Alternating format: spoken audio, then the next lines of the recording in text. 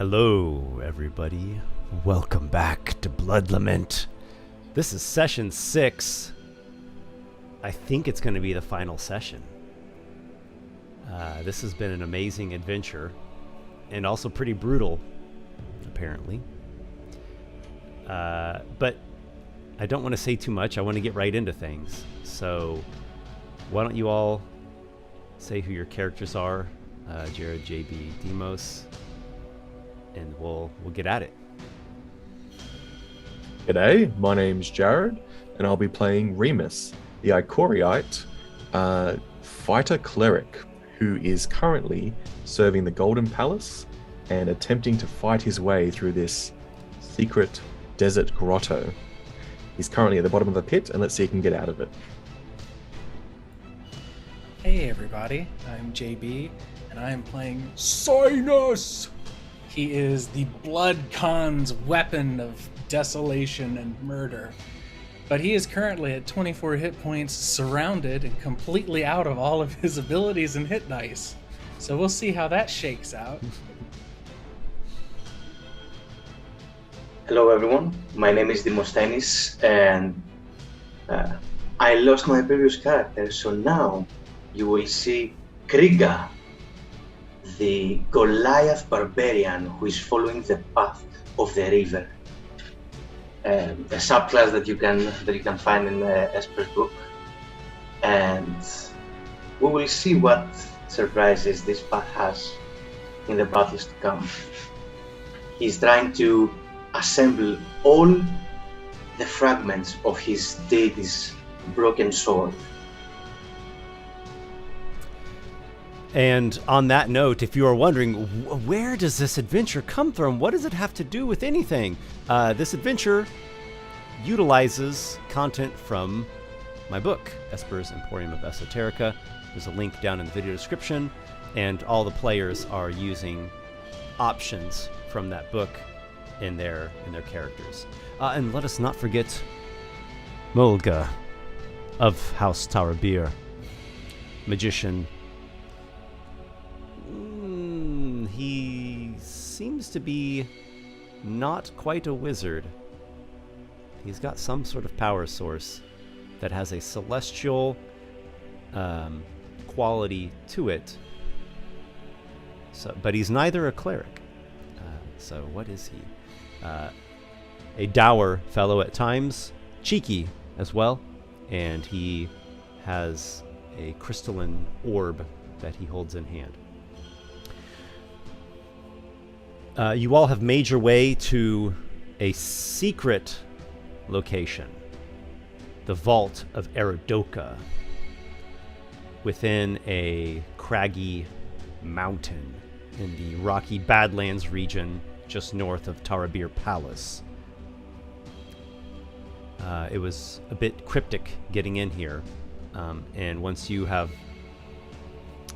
discovered this dungeon, you found a slew of different threats and dangers that have been fairly devastating. First, Atticus perished in your first foray, and now Grazam, the swamp dwarf,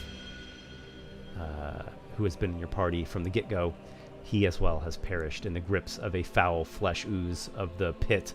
And he has gone into the hereafter to be united with his god Usinikor, the vine of endless branches. But before we get right back into the thick of this battle that we're in, there is a lone mountaineering warrior who dwells in this region. And he has been traveling, following something that he saw in the distance earlier today. Kriga, just this morning, as you were preparing for your day, you were perched atop a high mountainous ledge, and you saw, some miles away in the distance, a flash of light a streaking down from the heavens. And not just any ordinary sunbeam or golden ray. No, it was reddish light. Certainly a sign from the deity that you are devoted to. The Sanguine Blade, the Blood Khan, the Lord of War. Do you go seeking out this most ominous sign, Kriga?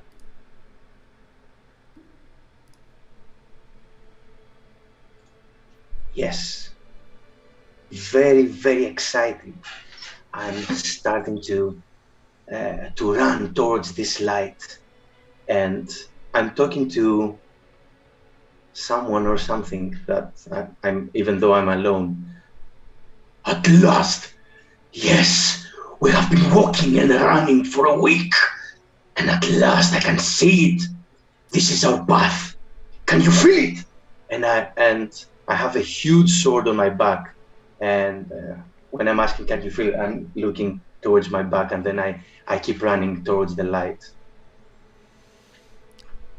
You have been traveling through this region, though you're not close to home at the moment. You are familiar with the rocky Badlands here in general terms. You have been seeking, you have been praying, and at last the Sanguine Blade has sent you this sign, a beacon in the distance. And you get yourself down from the high ridge that you are currently atop, and you go running across the semi-arid vale until it mounts back up into this next mountain. And you look about, and you feel the call. You feel it in your bones. You feel it in your blood. There is something special about this mountain. This is where you're being called to. Now, being what you are and who you are not one to shy away from or hesitate at great climbing challenges. And you begin scaling up this mountain, several hundred feet up the jagged rocks. But you have been climbing these mountains since you could walk. And for you, it is a sort of danger that you thrill in.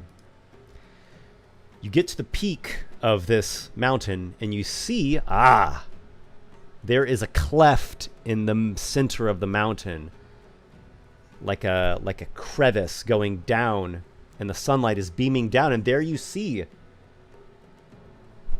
there is a cavity in the center of this mountain. And what is that? You hear the sounds of battle. But there is another sound as well, the beating of wings. And you look up and you see a great winged drake-like creature with a pointed snout and a barbed scorpion-like tail. It is a wyvern, and perhaps you've come close to its nest. It is descending towards you. This is a powerful beast. Do you stay at the top of the peak and try to fight this thing alone? Do you begin scaling down and try to get away from it? Or what? The gods are trying to lure us away from the sign. The battle is down. We will go down. We will climb down. And because we probably cannot beat this thing. But no, the battle is down. So yes, I want to start climbing as fast as I can towards the cavity. Yeah. Excellent. So I'm inclined to have you make a strength athletics check. Though I'm curious, do you have any... is there any racial benefit to Goliath for climbing? I would think that there would be. For Climbing? No, I don't think so. They have high resistance to up to 20,000 feet altitude, etc. But because I'm the path of the river, I have expertise to athletics.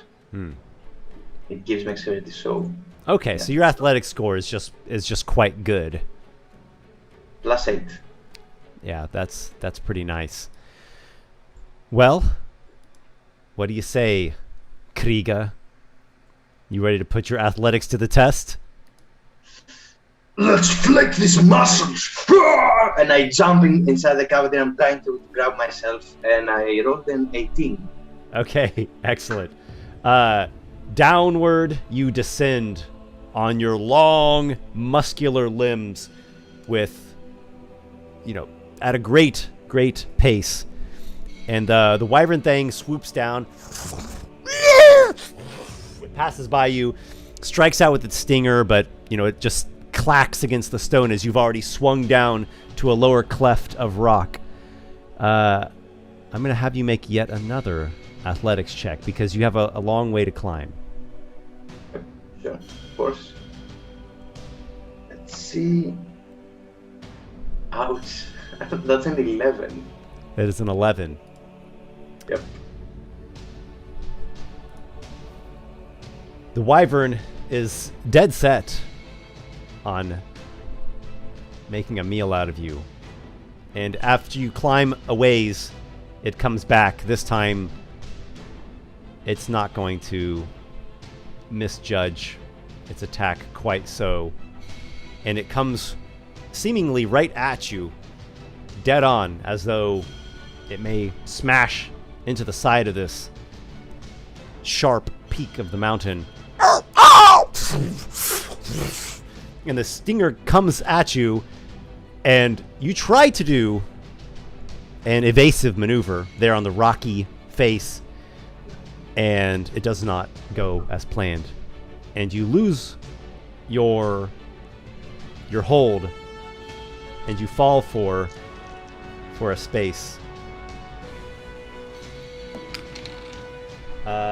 You actually fall a total of 60 feet before smashing on a rocky ledge. You suffer 13 points of bludgeoning damage. Well, that's one way to get down a mountain quickly.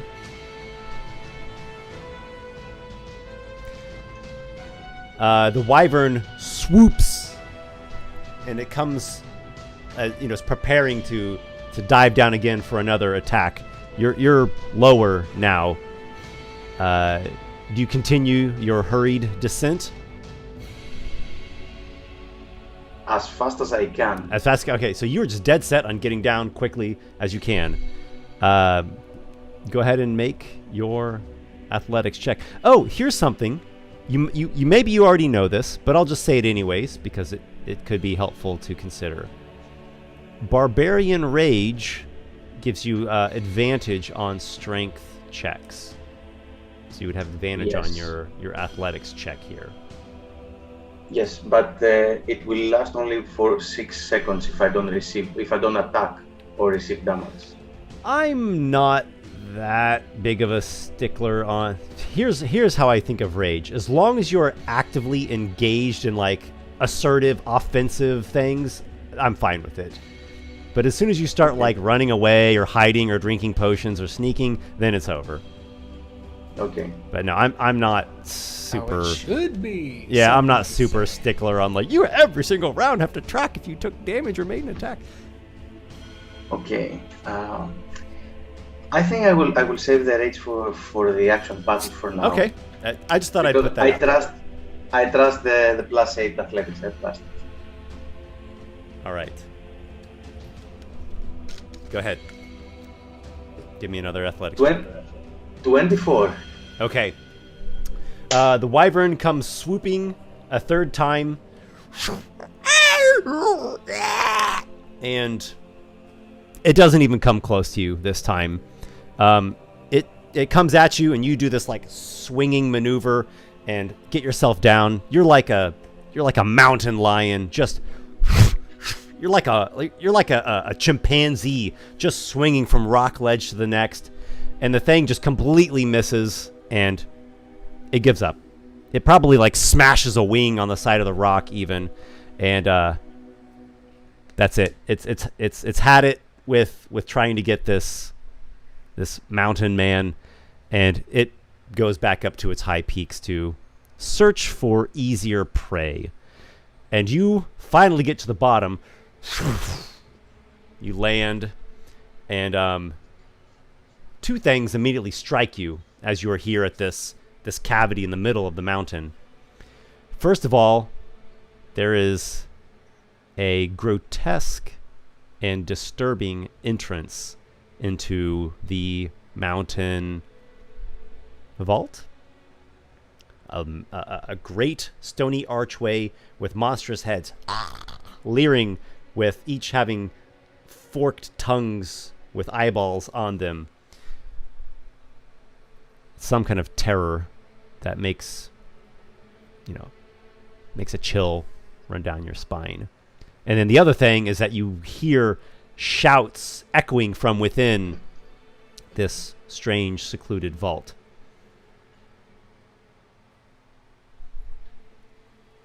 Okay, I take my sword out, my great sword, and without paying much mind on the snake heads, they're probably something. They're nothing. They shouldn't do anything. They're just snakes on a rock. It's probably nothing. I start chanting a word chant, and I start running inside the cave from where I can hear the noises. All right. So you hear some voice shout out, "You shall not surround me. No, there are two of them. How many are there? Tell me the number of the foes. Number them. There are two." And then a voice farther on, "I'm not dead yet." And "I'm down in the pit." And what is all this? And then another voice comes from these stony heads. "Number the sons of the high priest Erudoka." I think it just says "number the sons," actually. And what is that? Do you pay any mind to that? Yeah, you're like, who cares? What is this dumb? What are all these strange sounds? You hear a sound of, clearly that was like some kind of weapons, clanging against a wall. There is a clash happening in here, and this is where your blood god has led you. So clearly this battle is fated to involve you. Who cares about sons and daughters? We have battle ahead. The chilling sensation of dread that the monstrous archway imparted upon you proves to be more than merely gruesome architecture, and a supernatural effect occurs as a ray, a translucent ray, like comes right into you, just strikes you, like just in the very center of your mass. You are going to be making a wisdom saving throw, and I'm going to be throwing out some little tips since I know this is your first time playing the Reaver Barbarian, which subclass from my book. If you guys didn't grasp that, so the Reaver Barbarian has some cool features. One of which is called Tremendous Courage, which means while you are raging, you have advantage on wisdom saving throws. In addition, whenever an enemy or any hostile effect of any kind forces you to make a wisdom save, you can spend your reaction to enter a rage right then and there. So you can do that right now if you want and get advantage on this wisdom save. Yes, of course. I had it ready. Okay. I knew it was coming. So as I start feeling that, my spider sense kicks off, and I instinctively, without even thinking about it, I'm entering into a rage. All right. To resist. Excellent. So this terror begins shooting kind of eye into you, and you scream and rage back at the terror. natural 20 for 20. All right. So, I believe this does still hurt you some, but you have staved off the worst of this effect. Yes. Okay. So it is psychic damage, and you're taking only half. 7, 8, 13. Half of that is 6. A mere 6 psychic. Just a little stabbing sensation within your brain. Nothing more. You feel the magic is trying to like lock up your muscles in paralysis, and you just fight right through that and vault your way inside of this dungeon. So I'm going to cut over now to where we last left off. Oh, Kriga, roll initiative while we're at this.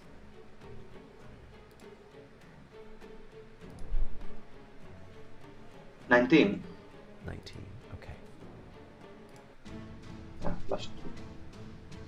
All right, 19 initiative. Not bad at all. Okay, I'm going to have you come in on the second round of, well, I know we're past the second round, but of this session, the second round. All right, so we are now picking up. We are now like up to where we just left off last session. Remus, you are at the bottom of this horrific pit. You are injured. You're not in a very good condition. This flesh ooze nearly devoured you alive. It has been slain. So you're just down there with just this horrid, stinchy gore. But the ooze is defeated. Mulga is here. Mulga has not suffered wounds. Mulga has been very, very tactical with his maneuvering. Though he is expended of certain magics, he is actually not wounded. And then Cynus, you are currently facing down two what seem to be animated warriors in full body armor, masked helms and everything. And they are attacking you with like, metal fisted slams. They came out of this sandy chamber in the southwest. There is also a cloud of poisonous powder dust currently overtaking the room, and there was this stony statue head that came up out of the sand and was like scowling and breathing out spits of fire. It seemed to be a trap. It didn't seem to be an actual creature that's moving around. So we are going to start off with Cynus, beset by two animated foes, two constructs. So Cynus, he's taken 89 points of damage since breakfast. So he's probably looking a little battered, a little hurt. He's covered in this fine poisonous powder that has settled on the blood and the gore that's smeared over his chest and shoulders. So he's standing in this hallway and he's facing these two. Mechanically, I have to wonder, if I were to grapple one of these individuals, do I think that I could use them as cover against the other individual in this tight hallway? Mm-hmm. Okay. Makes sense to me. So I'm going to expend one of my prowess points to dominate. That lets me grapple or shove as a bonus action. All right. So he's going to drop the dagger he was holding in that hand, reach out and try to grab hold of one of these guys. Okay. Go ahead and do a strength athletics check opposed by the same of the foe. 22. 12. I'm not as athletic as Kriga, but I'm good. Okay. +5. Awesome. So I think you gave us a general idea. So what I imagine is your dagger just clatters to the floor as you clutch hold of him in this, like, almost a wrestling move, and position him so that he's like a body shield against the other one. If I can manage it, I'll loop my arm around one of his gauntleted fists as he swings. Yeah. And just put him in this half Nelson pinned against the wall with one arm. Yeah. And then into where his kidney would be if he were living, I stab another dagger. Okay. Because I have Dagger Expert, I have advantage versus enemies I am grappling, and I do not suffer any penalties from being grappled. So, I need a 19 or a 20. A crit on a 19 or a 20 with a dagger. Come on, we can do it. I did not, but I rolled very well. 22 to hit. Question for you, Cynus. Yes. You have damaged one of these enemies. Are you Yes. grappling the one that you Hopefully previously I'm grappling struck? the damaged one. Okay, so that's one you want. Okay, and so you've hit it. For 11 points of piercing damage. 11, you say? 11, huh? Okay, It's your the max dagger. damage I can do. 8 plus 3. Your dagger like breaks through. Maybe you slide it up between like overlapping plates or grooves, and like you break it. You hear something snap. You feel something like break loose, and you hear it like a clatter to the floor, and the thing like half falls over, and it looks like it's about ready to collapse, but it's not quite defeated. And then I shriek to the blood god because I feel and have felt since the last session that this is my time to perish. Uh-huh. I scream part of my prayer, "Bring me death, that I may serve you!" And That's Kriega, it for my turn. you're hearing all this, by the way, just to make sure that you know that.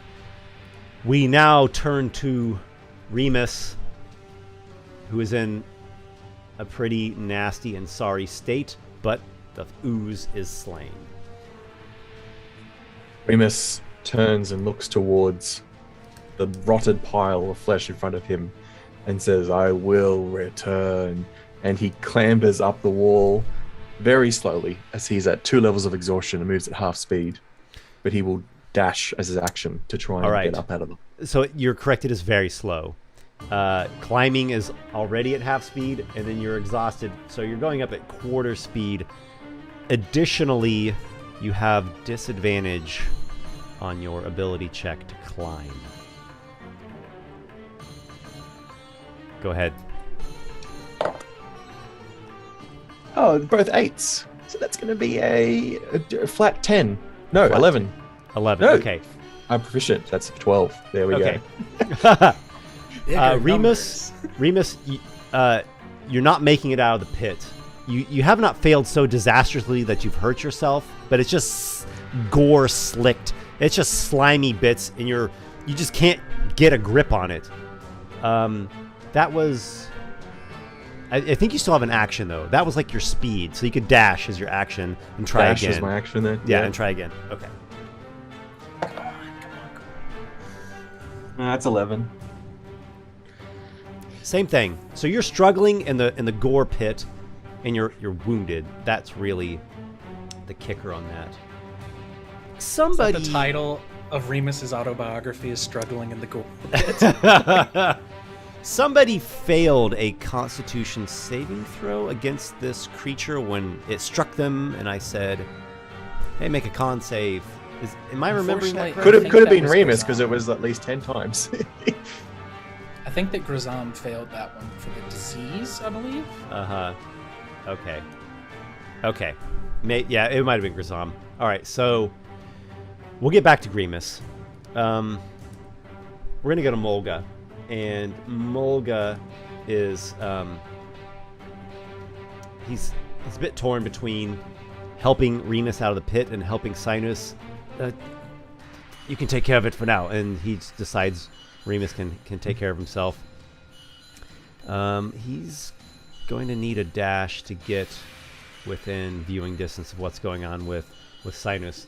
And so Cynus, he comes up there. You maybe hear him gasp or say some word of surprise at seeing you grappling down the construct. And then the construct that you are grappling, it strikes back at you.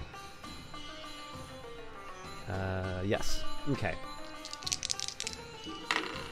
15 We've got- AC for this one. The first attack just is a complete failure. It struggles, but it's so damaged and you've got it grappled so well that it doesn't even get the attack properly he doesn't even swing. And then the second one clocks you. He's got a 21 to hit. He just brings the fist up, sort of like an uppercut, and deals 5 bludgeoning damage to you. The second one is attacking. Take +2 to your AC for your body 17. shield. For body shield to cover. Okay. We've got a 15 and a 15. The blood con. Bonk! Bank! Jesus Christ. Since you had such a clever move, I'm going to say he actually just battered his ally to death there. His ally who only had 1 hit point remaining. So Bastard. you angle the body shield and you feel this like cracking sensation in the one in your grips. Something just goes inanimate and it's just dead weight now in your arm. And I'll leave that up to you if you want to hold on to it or not.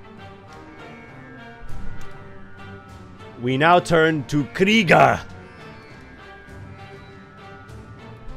you moving in? Okay. Where am I? Am I there at the stairs or was I at the entrance? That's your speed right there. Gets you there. Okay.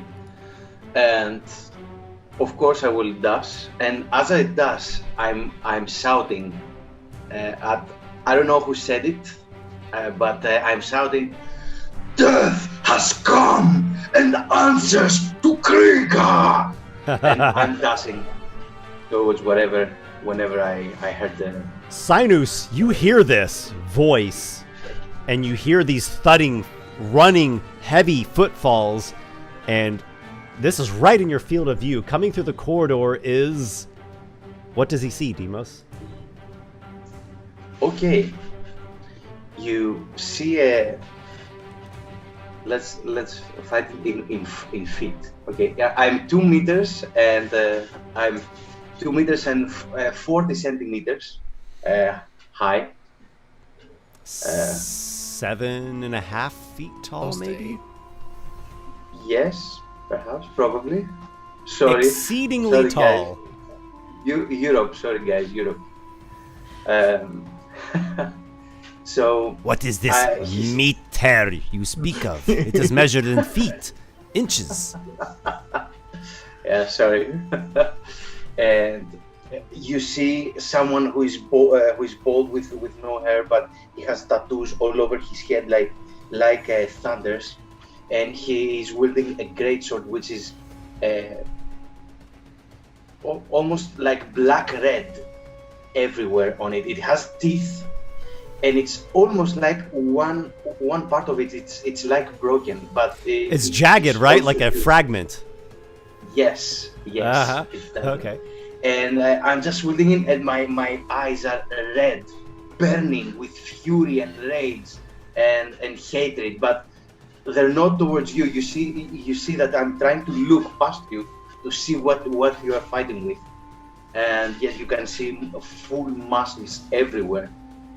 So yeah. So you see Cynus, Krieger, and you are seeing Cynus as a vessel of your god. Is that what I'm understanding? Yes, my answers have been prayed. My prayers have been answered.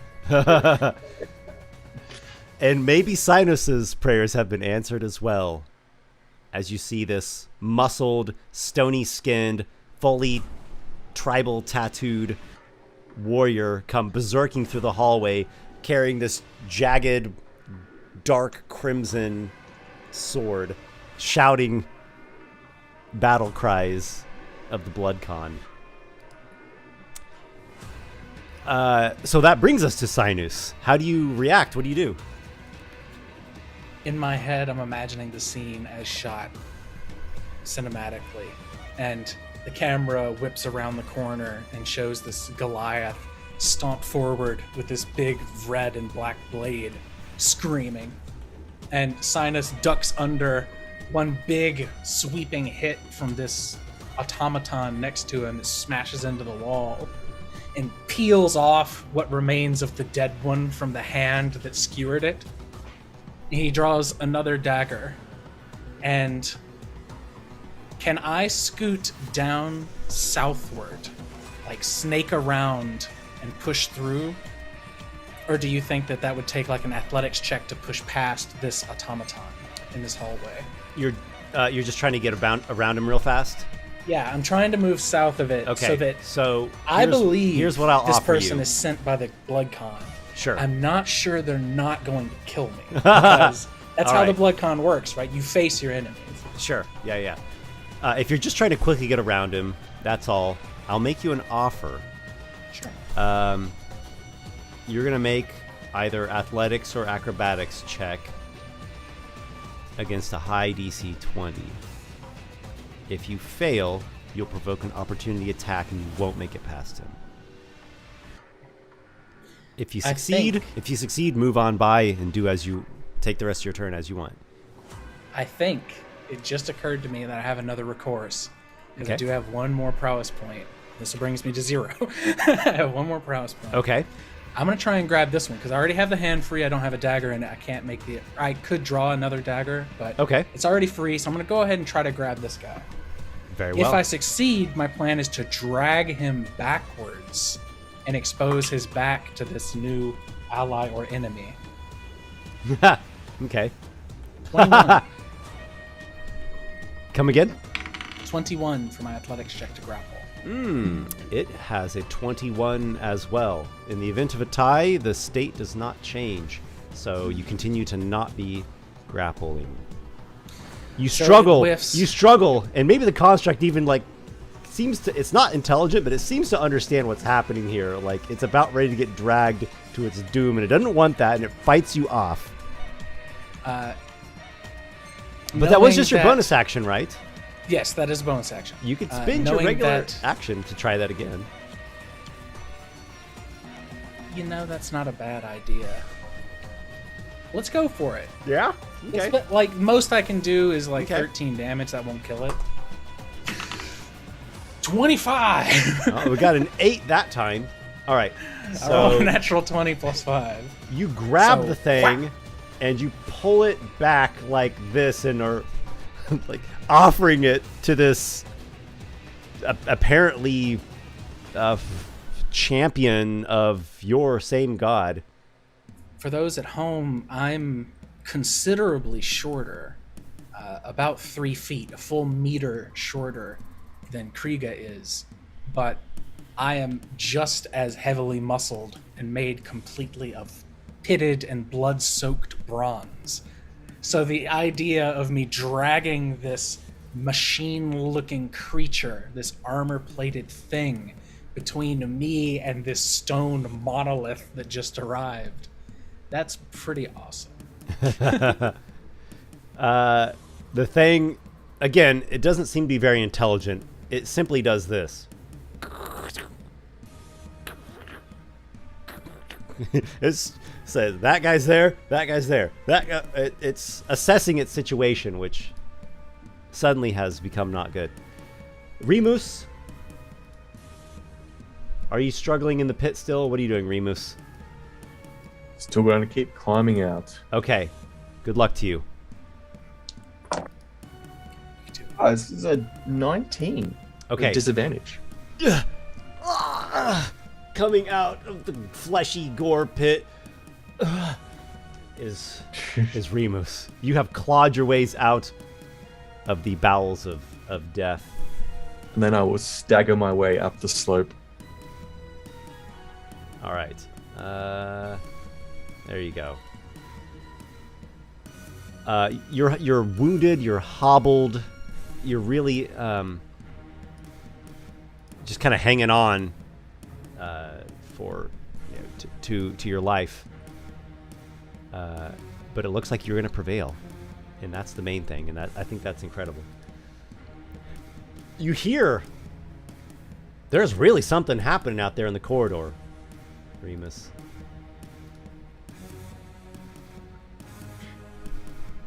I am not dead Somebody yet. else is here! Mulga shouts to you, relaying some information. I think he's actually on our side. A blessing, a boon. Who knows what this could mean? And Mulga is quite hoping that is the case. And so he will demonstrate how he also is clearly against this unnatural automaton and very much on the side of you, grand fellows, by launching an orb cast, right? Yes. Okay. Oh, you know what? No, I think this is the perfect moment for a sacred flame. Yeah. Divine flame, burn down this unnatural foe. And the creature makes a dexterity saving throw. It's not particularly good at those. A 10 certainly fails. And it's a D8 on sacred flame. It takes 8. Though it is not the reddish flames of the Lord of War, it is a scintillating radiance, and that was about as effective as you could hope for with that cantrip. The animated warrior, who is about ready to get smashed between two foes, it just does what it's been ordered to do, and it strikes at the Ichoriite. It's a simple thing, really. Just follows its commands. It's got a 16 and a 14.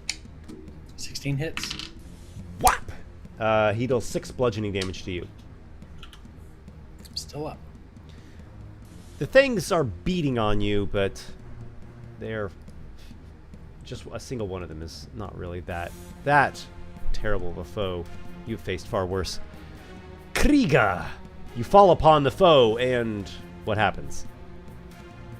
Before I fall upon the foe, I see that I can only see the back, and I don't like it. So I go 1 or 2 steps behind, and I want to, first of all, I want to use my action as a Path of the River to, if I move at least 10 feet in a straight line, immediately before making my attack, grapple or so, the attack can deal an additional 1d10 damage on a hit. So what I want to do is I want to go back a little bit, and I don't like that. I don't want to hit his back. I want to start running, and I want to step on the wall and jump in front of him so that I can see him face to face. Okay. Very well. I won't ask that you like back up and then run back. That's kind of silly. But we'll just say you've certainly been running down a long corridor, so you just push yourself into your rush there, this rush move, and you're wanting to get on the other side. Make an strength athletics advantage for rage. Mm-hmm.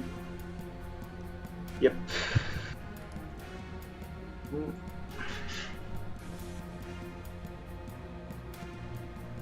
Athletics, okay, that's not that good, but 17. 17? Okay. You crash down kind of on top of the foe, and I think you're attacking him as you do so. Yes. As I'm coming in front, I'm bringing down my sword on his face. Okay. So, yes, and I want to use the Great Weapon Master feat. Great Weapon Master? Okay. Cool. Which is -2 + 4. Yeah, so I do have a house roll on that one, so you'll just remove your proficiency bonus -2, and then the damage is double your proficiency bonus, so in this case +4. Mm-hmm. And if you hit, you have an extra D10 for rush. Okay. 20 to hit. Yeah, yes. And that's 17 + 8 with the 1d10. So this is 25. All right. Plus 1. You're so you don't quite clear the monster. You're actually just like crashing down right on top of his head, and the thing is, it's swinging its fist to try to block you and try to like punch you at the same time, and your blade cleaves through his arm, through his shoulder, through his neck, and just like lodges in the middle of his torso, and the arm and the head just just go flinging through the corridor, and you crush the foe. And can I do an unarmed strike as a bonus action? You can do whatever you want. You just utterly obliterated that thing. Oh, it's dead? Yeah. Yeah, Oh, you okay. demolished it. Okay. Awesome. As I land on my feet, I look at Cynus and I'm saying, I'm not a coward, assassin, to kill from behind. The only death that I deliver is in front of my enemy's eyes.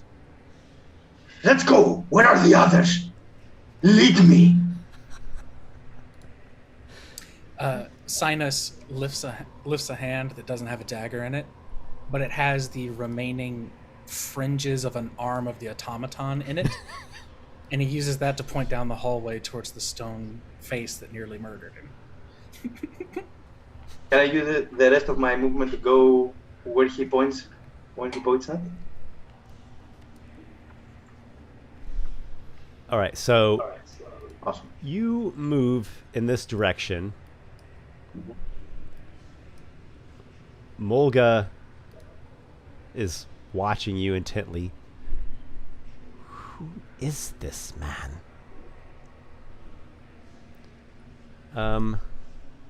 It sounds to me like the party's probably going to be regrouping here, but Kriega is going ahead. Does that sound about right?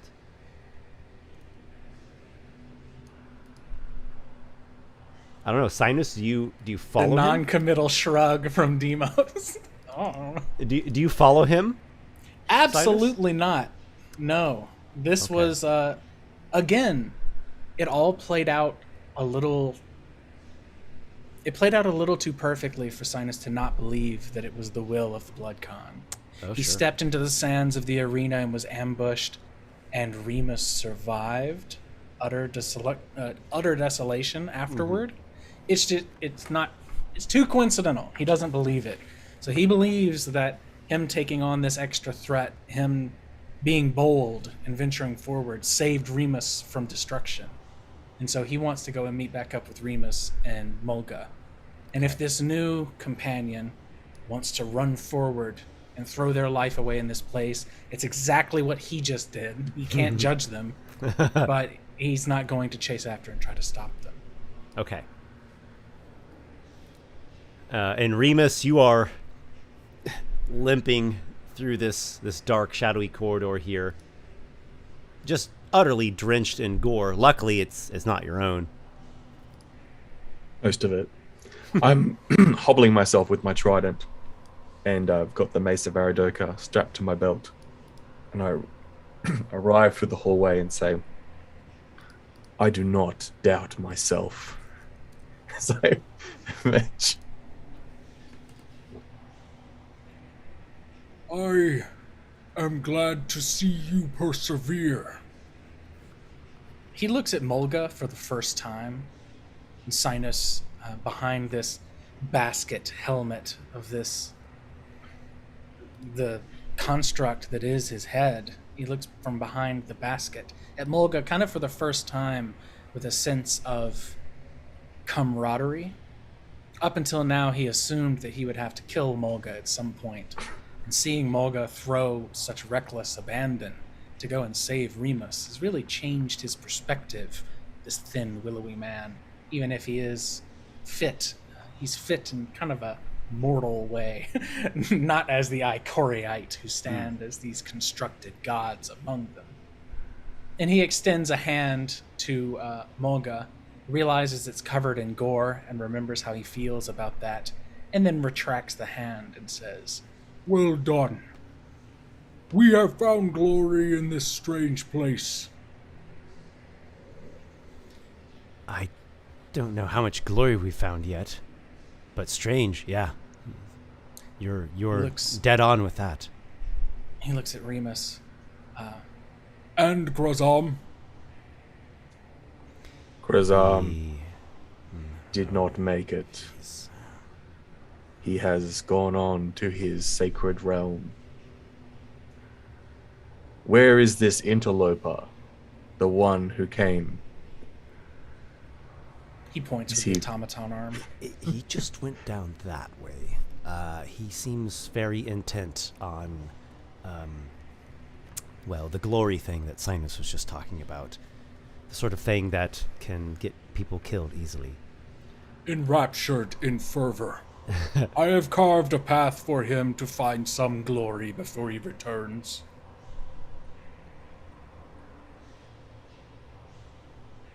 I On do that not note- feel as if dying here will serve the Golden Palace. God, Cynus looks down. Acid-scorched arm. He was crushed up and nearly torn to pieces. Then he was bashed, so like there's parts of his helm and the ridge of where his helm meets his head is like dented. He looks completely fucked up, and he says, Agreed. And on that note, Okay. Kriga, you have made your way across this chamber here. You are in the middle of rage, so you're probably not stopping to appreciate the artwork on the walls. You're looking at this open door, and beyond there is what looks like a thick dust cloud or powder cloud swirling and billowing, and it hasn't settled yet. Okay, I'm enraged, but I'm not mindless. And Right. I'm a seasoned warrior, so I stop, and I'm looking behind to see if the other ones are coming. The others are not coming. This powder is so thick that you can't see through it. It does have a faint smell that does not smell good. You know, it seems like it might be toxic. The room you're in, I would describe as a gallery. The walls are filled with frescoes that have a number of different figures depicted. So I would say now is your choice. Either move forward, stay in the rage, or say, okay, I'm going to stop, get out of the rage, and get tactical about things, more methodical about things. Yes, I'm not going to go in somewhere that I cannot see alone, not knowing what's going on. So Yep. I will try and take some breaths. And not very happy about it. I see the sword, and I start walking back to meet the other guys. And, yeah. Okay. So the four of you find yourselves here in this shrine. It's a small shrine chamber. Mulga probably takes a step back, just being extra cautious.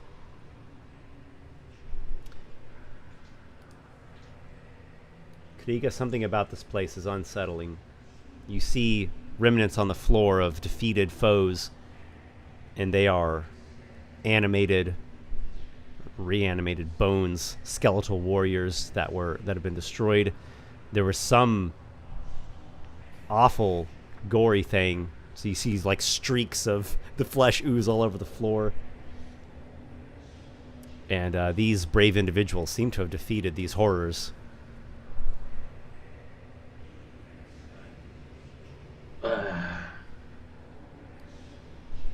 It's hard to understand what the Blood Khan wants me to do here, but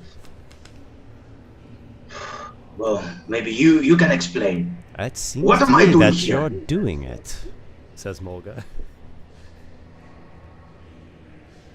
No, what am I doing here? I'm not talking to you. I'm talking.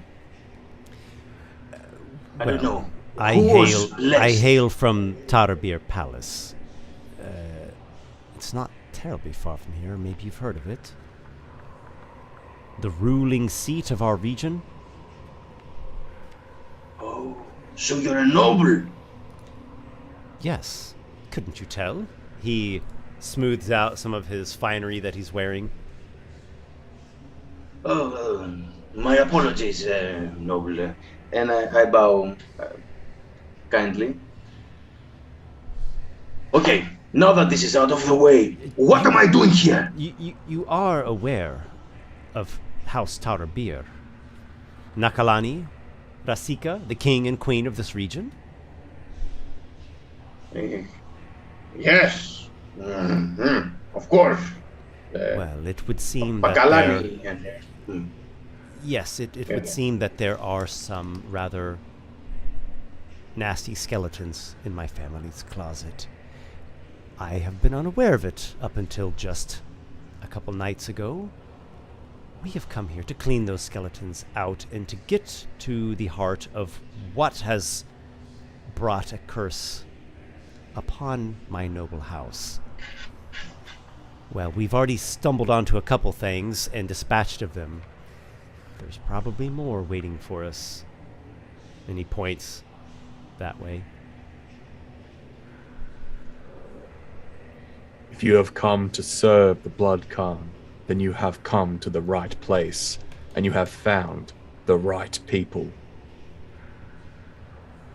Long trails of nearly black gore are dripping off of both Remus and Cynus as they stand almost perfectly stock still.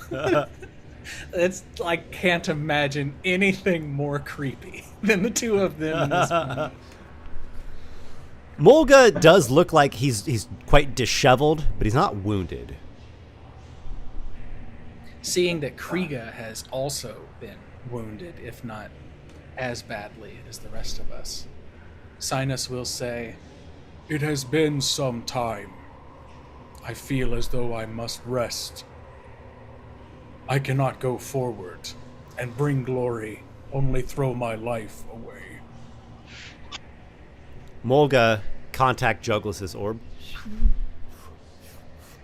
I as well need to refocus my arcane essences.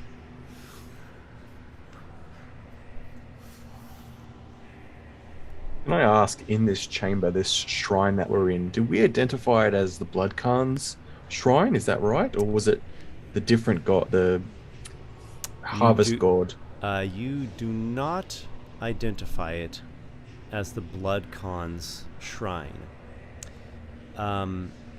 It certainly is a shrine, as the bas-reliefs on the walls do depict hierophants and high priests calling upon divine powers. But the divine itself is not depicted in any sort of, what's the word I'm looking for? Anthropomorphic. It's not manifested. It's not embodied. Though Cynus and now Kriga can tell you that there is this fresco gallery, and there's some frescoes on the walls that are depicting a bunch of different figures. So maybe that tells more. You don't know.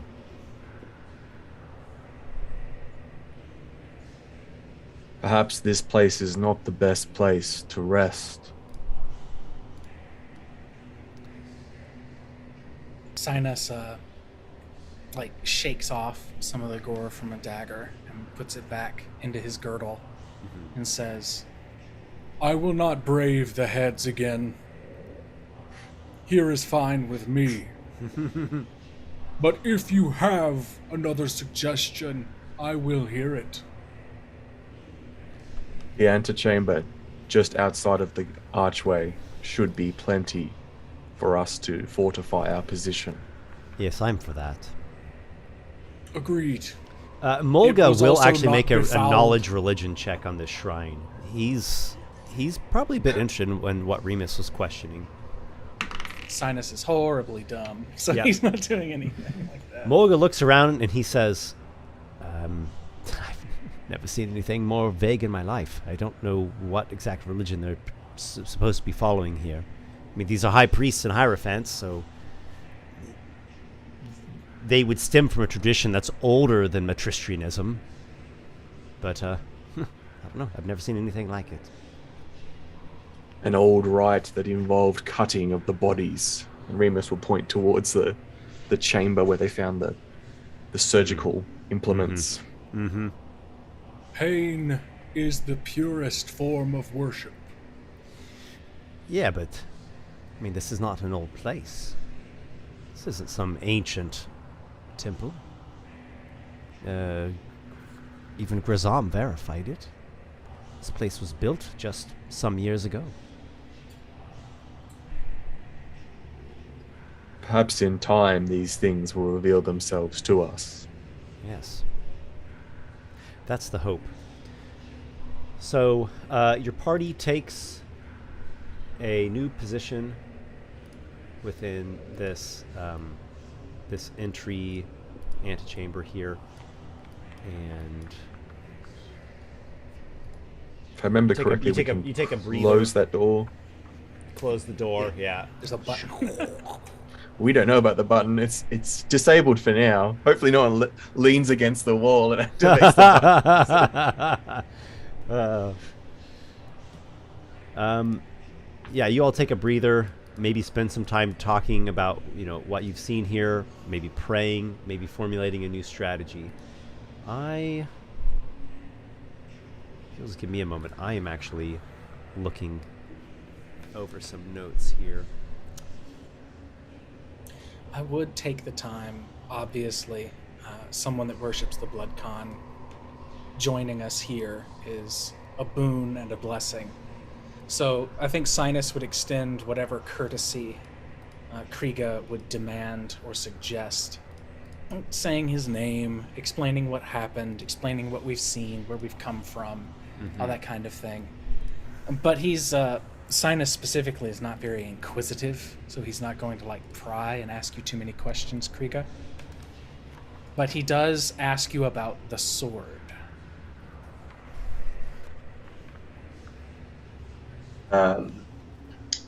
Kriga tells you that his name in Giant means warrior, and I have not yet gained a name for myself. I will need to kill 1,000 enemies in order to earn this honor. As you know, there are some stories about the Blood Khan. That he fought with 1,000 gods, and he killed 1,000 of them.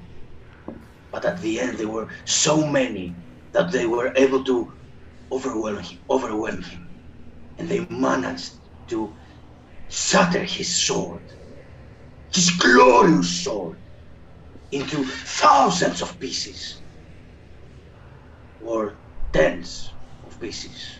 Or some pieces. I don't know, nobody knows, but this, and I raise my sword, my great sword. This is one of them. He is one of them.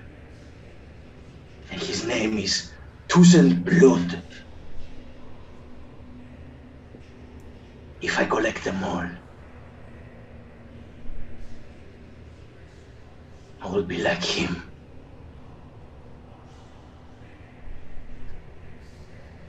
Cynus lets out a sound, not a growl or an admonition to you, not an admonishment, but more of a this gravelly kind of question mark with no words before it. And he says, Then maybe we will find one here. I do not believe your task will ever be complete, but you may set the stage for those who come after. That's all I needed to hear. Oh, Blood Khan, I'm coming. In my years of the arena, I have never seen such bloodshed as we have seen here. Such evil that has befouled this place. It seems as good as any other. he says, And he's like sliding 2 daggers across them to sharpen each blade, as iron sharpens one another, the Proverbs would say. And he says, This place, there is something fouler here than I ever expected. Maybe you will find your glory. Be it not 1,000 names you send to dust, but one you might collect. I will help you if I can.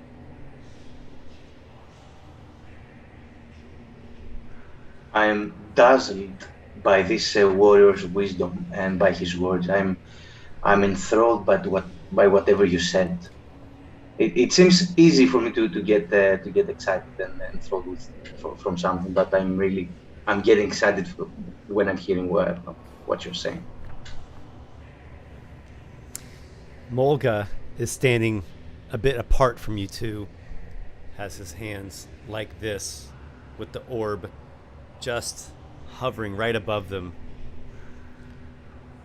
So, either your sword is a fragment of the war god's shattered blade, or you're stark raving mad. Or both!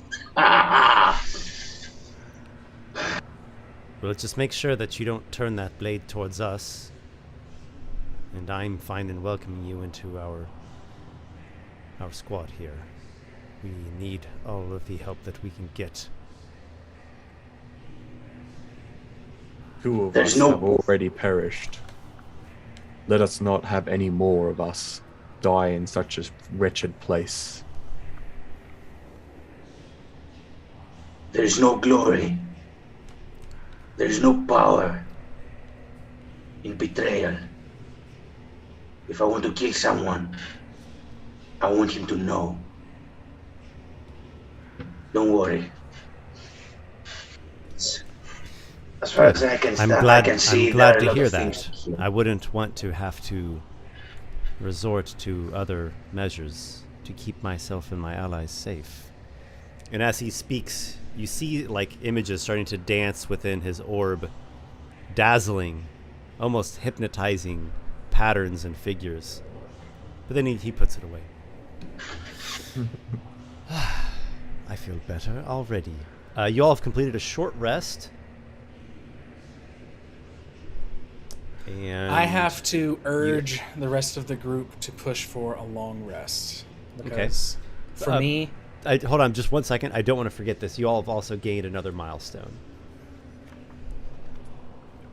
12 and a half. because for me, I have no hit die. It doesn't look like Cynus is recovering within the 1 hour. And it doesn't look like he's going to be pushing forward into the rest of this place until he has something that he can offer. 11 hit points and nothing remaining is not enough. I also have to ask, the exhaustion from going to 0 hit points, does that come back? Is that like the normal exhaustion rules where you have to do two long rests to get rid of that? A long rest recovers a level of exhaustion. So 2, in your case, would have you back to regular functionality. What does 1 level do? Isn't it? Disadvantage on just abilities. checks. That's fine. I just won't make any ability checks. So Just make Mulga offers to heal Cynus, but he is also not opposed to attempting a long rest. We do have still the problem of this horrid archway. I'm not inclined to sleep. I don't think I could sleep in this place. I'm also not inclined to pass through that thing again. Well, what have we said? We've said 0 and 2. Did somebody say 1? I think Grazam did. Okay, so it's not those numbers. It's a trick question. I hate this place. Okay, so Mulga's a bit conflicted. Cynus, what is your vote? What's your idea? My idea is Ichoriites only need 4 hours to finish a long rest. 4 hours of stillness and peace. Don't even need to sleep. So for only 3 additional hours of hanging out here, we could have so much more competent Ichoriites moving forward. I do think long rests are always still 8 takes hours. the full 8. Yeah, I think long rests are 8 hours. Just you only need to spend 4 of that in a still, calm state. I will ask everyone. I say, the archway is still made of stone. It can be made to be broken. Kriga, did you have much trouble getting in past those heads? I have no idea what you're talking about.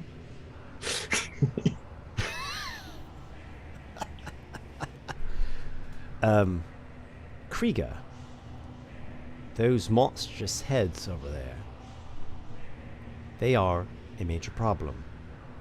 We would like to destroy them. More than anything, I would love to see them fall to chunks on the stony ground.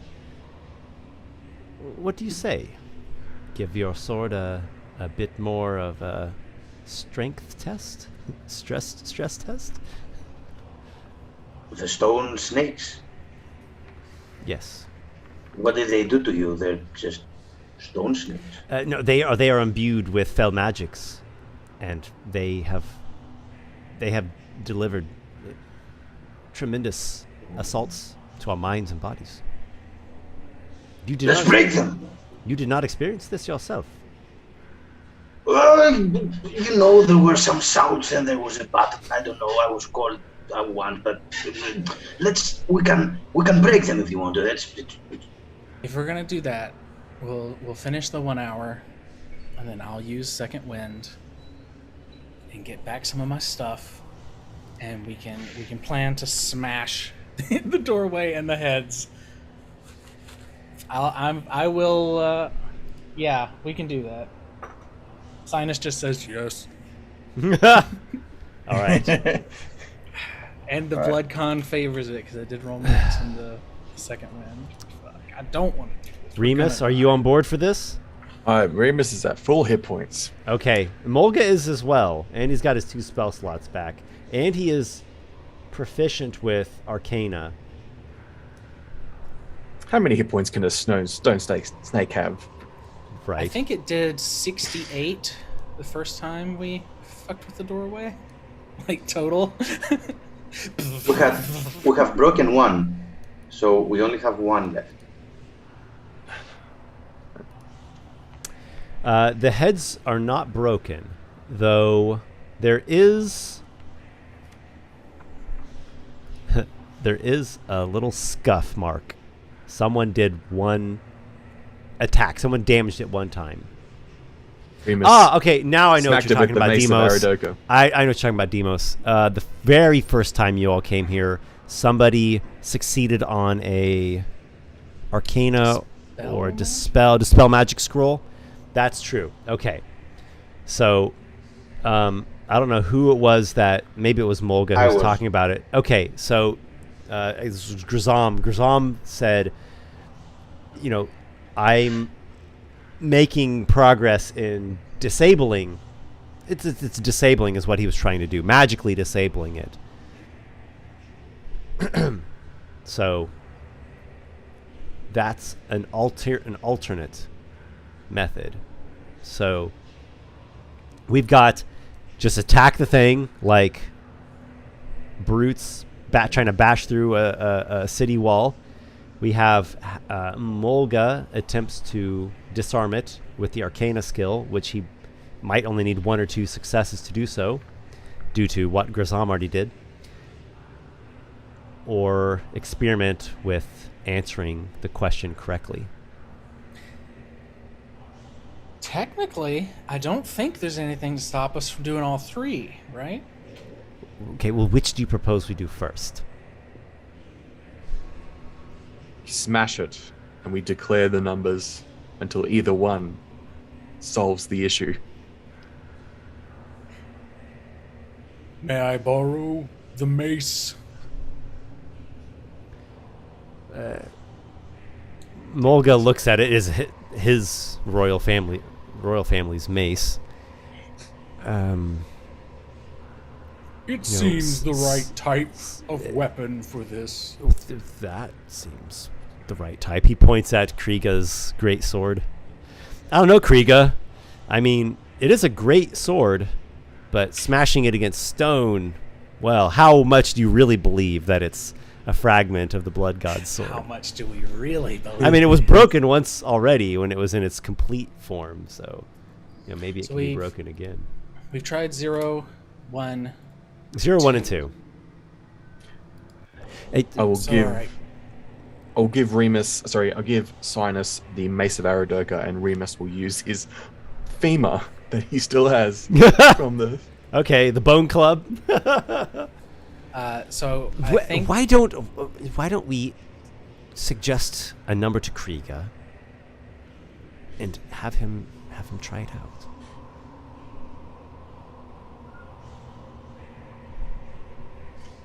Kriega, try saying the number 3 while walking through the archway. It will show you what the heads can do. This is the hazing ritual we do for every new person. Kriega, listen, if this doesn't work, then we can get on to smashing it, and you can test out the strength of your steel or whatever sort of metal that is. Mulga, you talk too much. Let's just do this. See, the talking has purpose. All right, so Kriega, you've all exited, and then now you go to re-enter, and the voice once again calls out, "Number the sons." And I start running, and as I'm running, I shout, 3, 3, 3. All right, Mulga runs through the archway onto the stairs beyond. And that's that. Nothing happens. And 12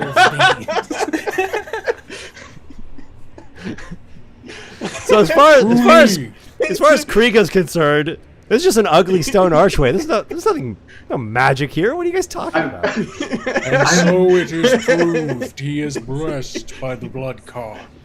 I'm looking at the other one, at the others. I'm like, what are you talking about? You truly are a boon of luck and fortune, Kriega, more than you realize.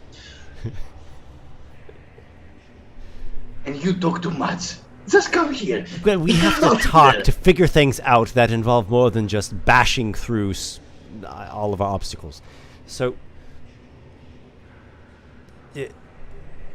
the idea that was proposed by that snakebiter, whoever he was, is that High Priest Aradoka sired children in secret. And the number of sons are 3. Who are the sons?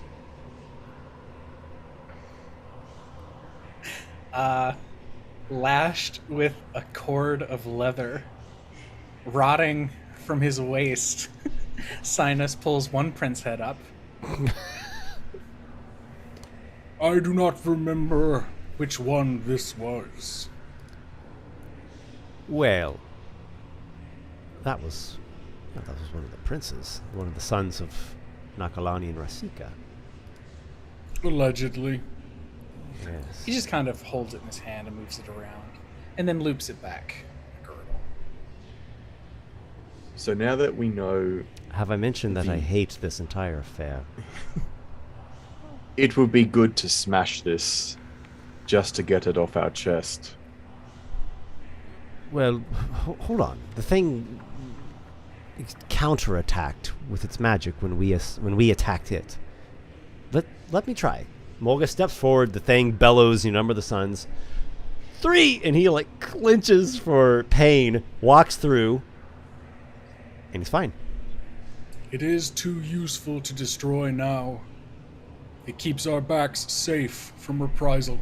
Nah, leave it. We've got the answer. That's all we needed. All right, so what's this bit about camping? Not inside of the haunted vault of Eridoka? I am very tired. Perhaps we can rest beside Atticus.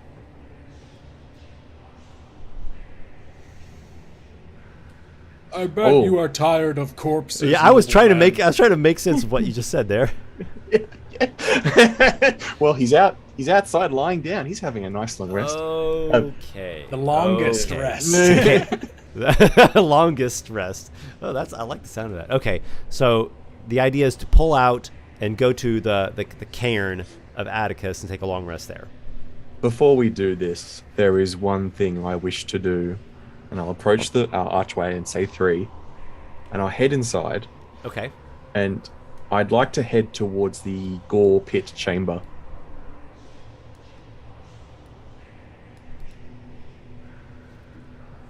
Making sure that nothing else has spawned into this place and will harry me instantly. But nothing that you notice.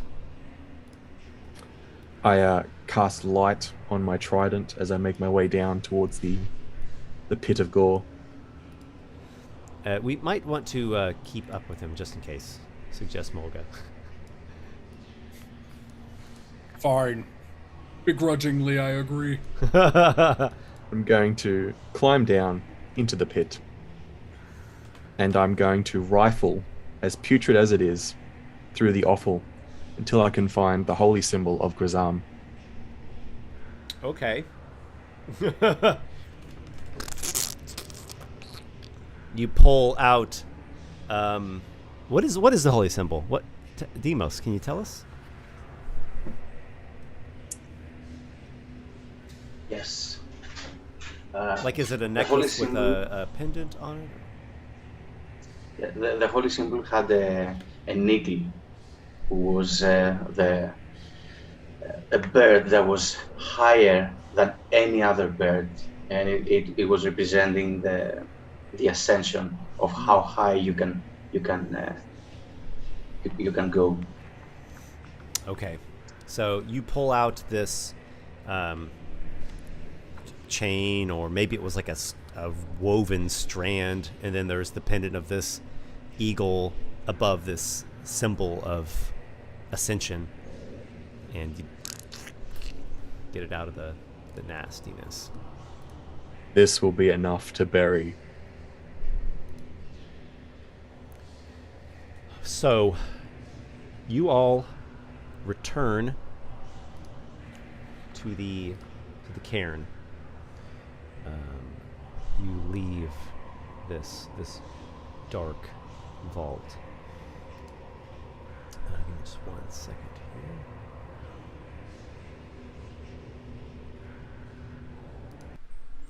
Okay. Before you inter the holy symbol of Grazam, Mulga does some prestidigitation effects and just like pulls all of the strands of gore off of it and casts them aside and polishes the thing up magically, as at least clean it up some before we put it in this sacred site. And Kriga, this is the very site where you saw that streak, that beacon of red light. This is it. This is where you were initially drawn. Do I recognize that this is the same thing? The same spot? It is. Yes. I kneel and I'm putting my sword into the ground, and I'm just talking to my sword. I'm just whispering to my sword. And then I'm getting up again.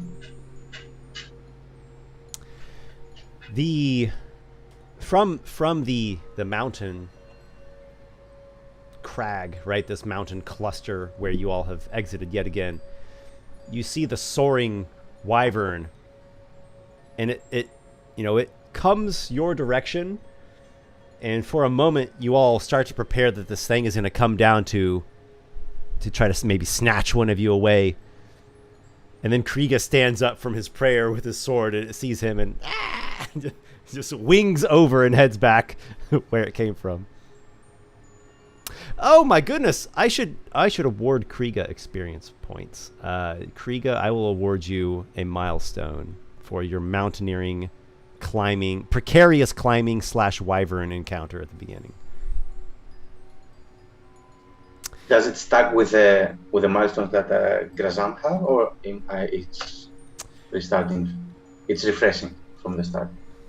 Mm-hmm. So just whatever Grazam had, add 1 to that, and that's what Kriega's milestones are. Okay, 13.5. There you go. I am going to do a roll, though, and this is going to represent anything that might happen throughout the later afternoon and through the evening and the night. Okay. Luckily, the Ichoriite can be conscious.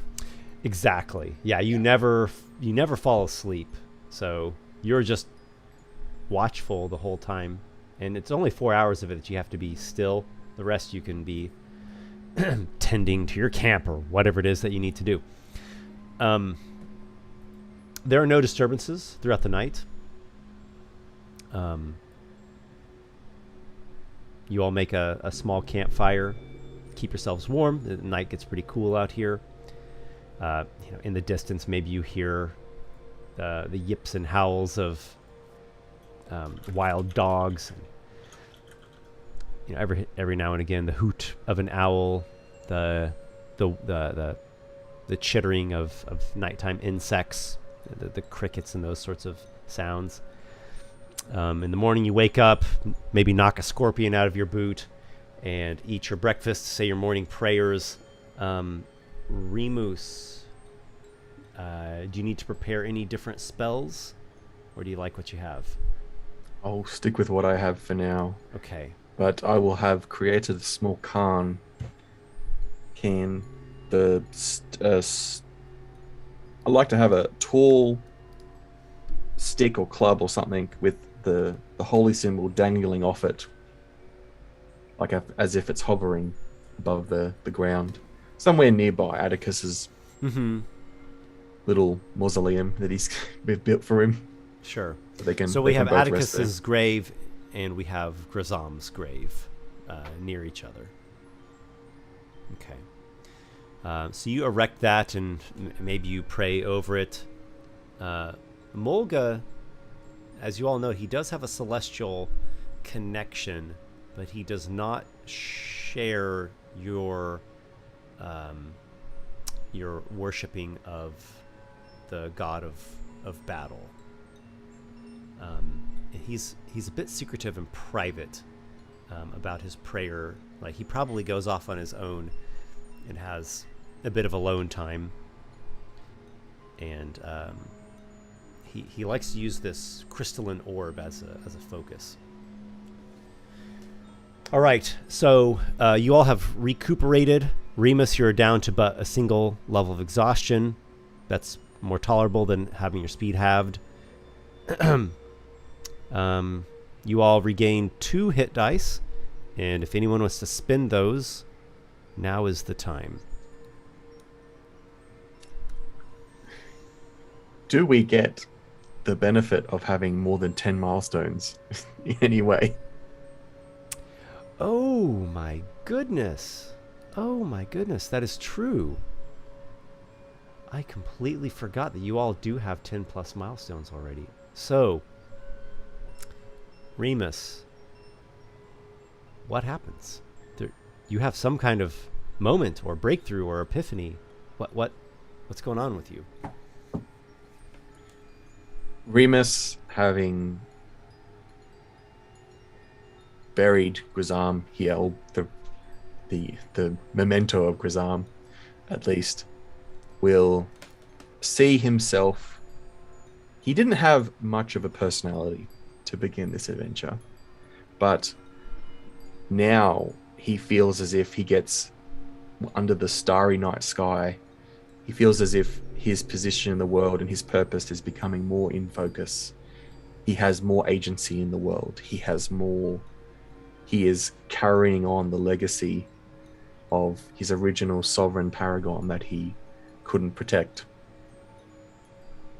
And in that sense, he has found himself more sure, more determined, and more able to deal with anything that will face them in this tomb.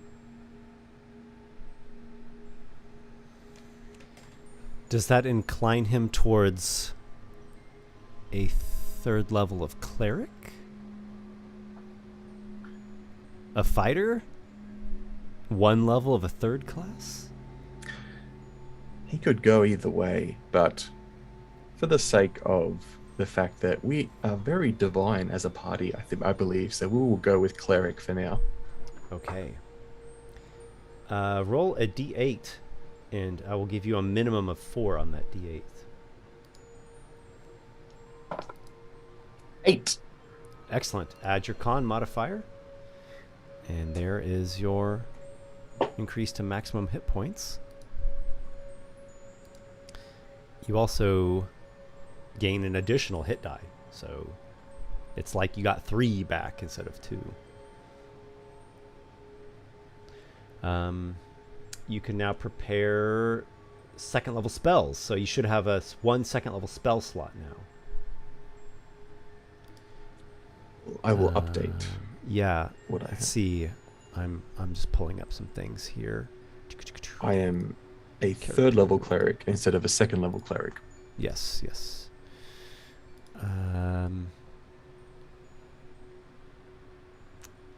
You actually get a first and a second level spell slot. So you'll have 4 first levels, 2 second levels. That's nice. And your domain spells for war are magic weapon and spiritual weapon. Fantastic. And then you will be able to prepare 1 additional spell from the cleric list of your choice.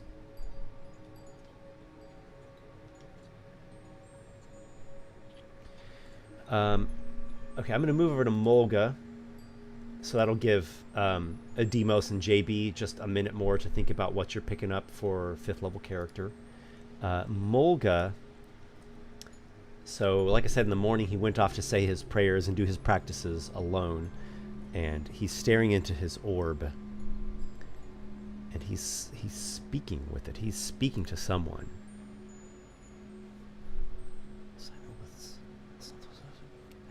And something is whispering back to him, and there's a face in the orb. It's not well distinguished. Imagine seeing a face that is being like refracted across all sorts of facets of a gem. So it has a kaleidoscopic effect, but there's the clearest thing is that there's an eye. There's a big glistening eye that is not a humanoid eye.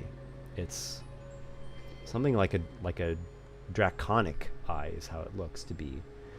And he's consulting and maybe receiving some guidance from the entity speaking through the crystal. When I say draconic, though, I don't mean like an evil dragon. It's, well, you guys maybe will find out later. So he has 5th level of Warlock now, and he is rolling a d8. Again, I'll give a minimum of 4 on the d8. He rolled a nat 6 plus a con of 2. His hit points go up by 8. He's got 39 for a maximum hit point. He has 5 hit dice, and he knows 1 more spell, and then also as a house rule, I give warlocks their patron spell list as bonus spells. So, as it should be. Yeah, as it should be. Just like how the druid is and how the cleric is and how all classes that have something like that are. Arcane really does get the shaft in that regard. Daylight and so he has 3rd level spells now. So his 2 spell slots per short rest, those are 3rd level spell slots. And so they now include Daylight and Revivify. Now, I don't think he has the material component for Revivify on hand, alas. But maybe sometime. There could be some flawless white gems in this chamber, right? Somewhere, just on... Well, I am not going to confirm or deny anything. And then a 3rd level Warlock spell that fits a Celestial Pact Warlock, or a Celestial Patron Warlock. Let's see, what is a good choice for that? Let me consult the Emporium. Is there anything in the Emporium Warlock spells that seem a good fit? 3rd level, Aura of Corrosion, Ray of Dissolution, Rune of Binding. I'm going to go with that one, Rune of Binding. I like that one. Okay. Especially with so many melee hitters. Yeah. So Rune of Binding is the new spell that he has learned. Don't forget, Jared, and everybody here, at 5th level, your proficiency bonus is 3 now. So that's going to bump up a lot of things. So saving throws go up by 1 each. Skill proficiencies go up by 1 each. Or if you have expertise, they go up by 2. And attack bonus. Attack, yeah. Don't forget the attack. Spell DCs and spell attack to hit go up. Okay. Cantrips now are like twice as strong. So his orb cast, he can do 2 orb attacks now. And his Sacred Flame is 2d8 instead of 1d8. And Remus, whatever. Do you have a Sacred Flame? Or a... I don't have any attack cantrips. No attack cantrips. Okay. But I will JB or Dimos? Which one of you wants to go next? Mine's super easy. I think the Barbarian is too. Okay. I just get an extra attack and 11 more hit points. Just extra attack, that's all. Extra attack is a huge, huge deal, and boy, would it have changed everything we just went through. Yes. So I think that kind of like iron in a blacksmith's hands, he's just been hammered and hammered by combat and victory and bloodshed, and made all the sharper and all the stronger for it. You are a living weapon being forged into a more perfect state. Roll a D10 actually. I'll give you a minimum of 5. On the D10. Okay, Plus everyone's 3, rolling hot on the hit plus dice. 11. Yeah. I did have to spend all of my hit dice for healing, which brings me to 59 current hit points and 60 total maximum. That'll do. I think Mulga and Remus can have some backup healing for you if needed. Kriga, 5th level Barbarian. I know Kriga is still new. We're getting to know him, and you're still figuring out who he is. But do you have any little insight or development? 5th level barbarian, and when you wake up, you can see Kriga. He's already training on a tree, and he's trying to be faster. So now he has an extra attack, and he has plus 10 feet movement speed. Yeah. Fast movement and extra attack. That's phenomenal. Yes. And movement speed with the Path of River is very good, because you can get to the enemy and utilize the feat. So yes. So this is both for the benefit of you, Dimos, and for everybody who's watching. This Path of the Reaver that he's playing has a feature called Rush. And Rush is an action. So that's its own action, right? Just like Dash is an action, or even Attack. So this doesn't combine with Extra Attack, because Extra Attack is specifically just when you take the attack action. So if you do the Rush action, what you do is you move up to your speed, just like a dash, and then you make a single melee weapon attack, or a grapple, or a shove. So you run in there and do like a charge attack, or a tackle, or a bull rush. If you do the attack and you hit, you deal an extra 1d10 damage. Oh, sorry. I've gotten ahead of myself. So you're rushing and moving up to your speed. If you go at least 10 feet in a straight line, you get an additional benefit. If you do the attack, it deals an extra 1d10 damage. If you do the grapple, you can knock them prone while you grapple them, so you kind of pin them down. Or if you shove them 10 feet and knock them prone. So you like mega bull rush them. So it's at a minimum, it's a charge. Just move up to your speed and do one attack. And then if you go at least 10 feet straight and you succeed in your hit or your grapple, then you get this extra benefit on top of that. So Path of the Reaver, Esper's Emporium of Esoterica. That's along with the Tremendous Courage and the Raider, which gave you expertise in athletics. Clearly inspired by somebody, this barbarian subclass. Somebody is trying to put my finger on it. All right. You all have learned much, and you have been through harrowing trials, and you have had some breakthroughs now, and you are honing your talents to a higher degree. You are now another echelon of capability. And with great confidence, you return back to the vault of Eridoka, and you speak the correct password of 3. That is the answer. There are 3 sons, secret offspring of the High Priest Eridoka. Who might they be? I'm going to put us back to the map. All right. You return, and this is as far as anyone has made it. The cloud of poisonous powder has long since settled. That's not there anymore.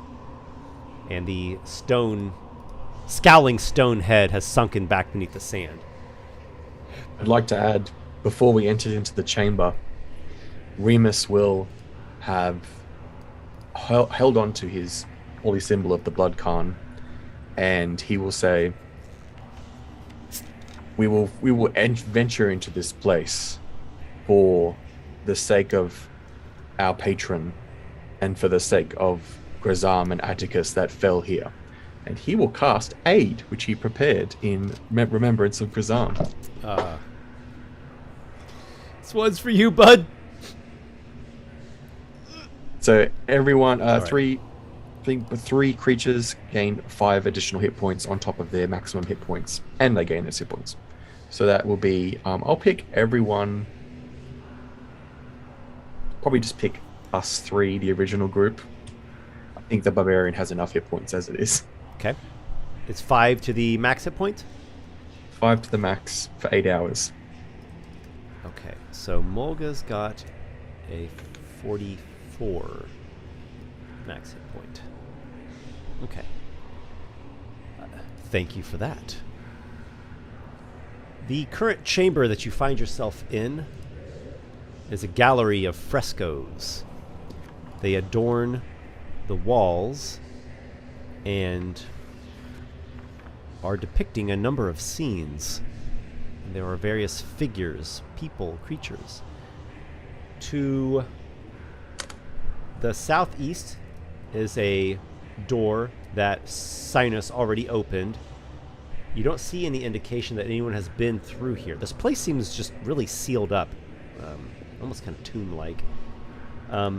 Cynus, you know that on the westernmost area, wall over there, is another door. And then on the eastern wall of the fresco gallery, there is a shut door that has not been looked at or interacted with. I scratch what I saw and where the head was into either the wall or the floor in this room with the pillars where we're at, and just tell everybody what I saw. This is where they came from the sands. This is where the head spouted flame. Which path do you choose? I look at Kriga. May your luck hold out for us. Do we know if the other way there are enemies there? Perhaps. It would Perhaps not surprise good me. enough. Let's go where we know that the enemy is lurking.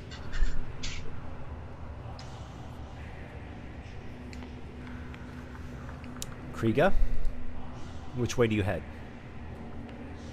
I'm going down and west. Southwest? Okay. So Kriga goes here. Mulga is skeptically staying back here. Maybe he's looking at the frescoes and also watching everybody's backs. Who goes after Kriga? Who's behind him? I guess I will. Remus Unless you would will. like to, Remus. Okay. Remus will stay like within line of sight of Mulga just in case. Okay. So, Eyes. how about an arrangement, something like that? Kriga, the room that you enter into has a sandy floor. Cynus has warned you that there was a stone head that arose just, to this kind of like to your left hand side of this door. The door is shut. It looks... What does it look like? The door. It's a stone door on the western wall.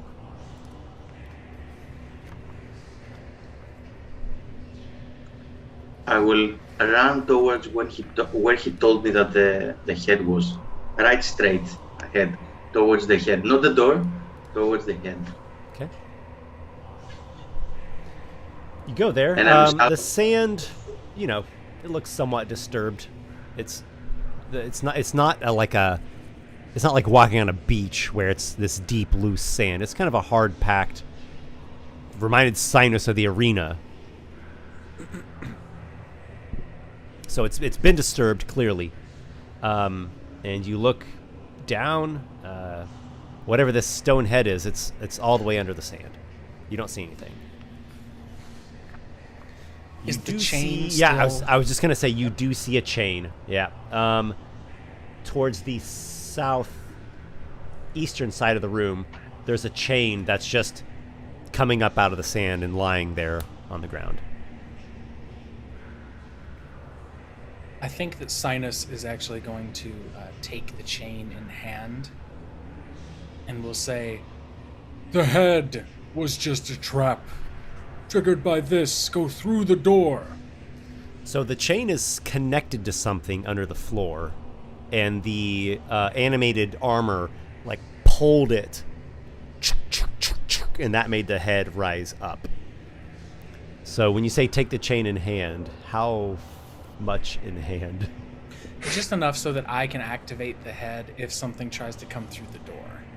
Okay. I'm trying... JB is horny for, and Cynus loves to use the environment against the people that are in the party. Okay. So if something comes through the door, and I think maybe Krieg could take a little bit of a flamethrower hit, and this other thing could too, like an ooze or a ghost, it's gonna get headed. But Okay. All right, Kriega, it sounds like you're going to the door and prying it open. Is that right? I'm looking at Cynus and Remus. If that's what they want me to do, I will do it. Okay, I go at the right. door and Kriega, you go to pull the door open, and it does not budge. I cannot believe it. What?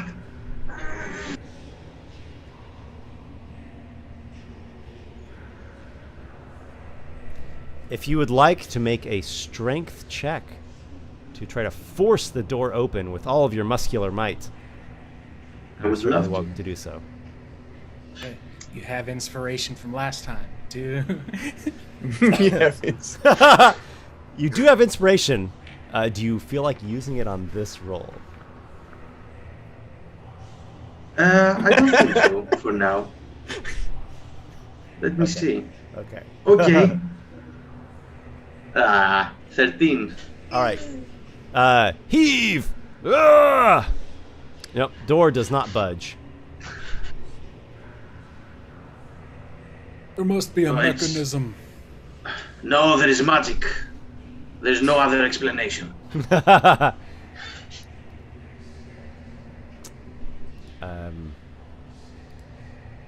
Does anyone have detect magic? Remus, do you have detect magic?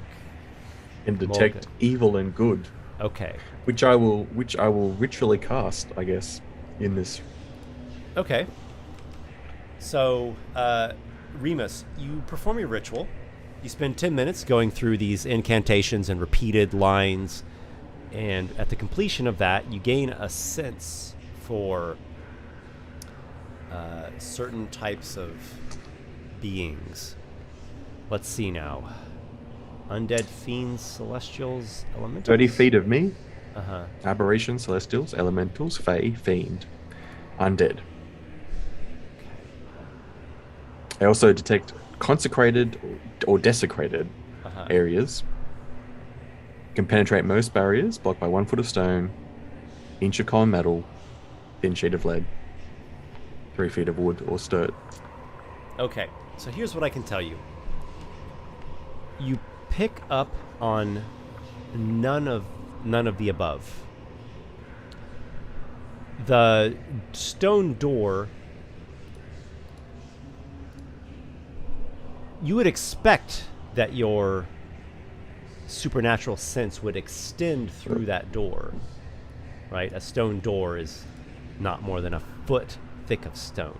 That would be that'd be more than just a door that you're looking at here. But yet you are not able to perceive through it. It is as though there is a barrier that is sufficiently thick.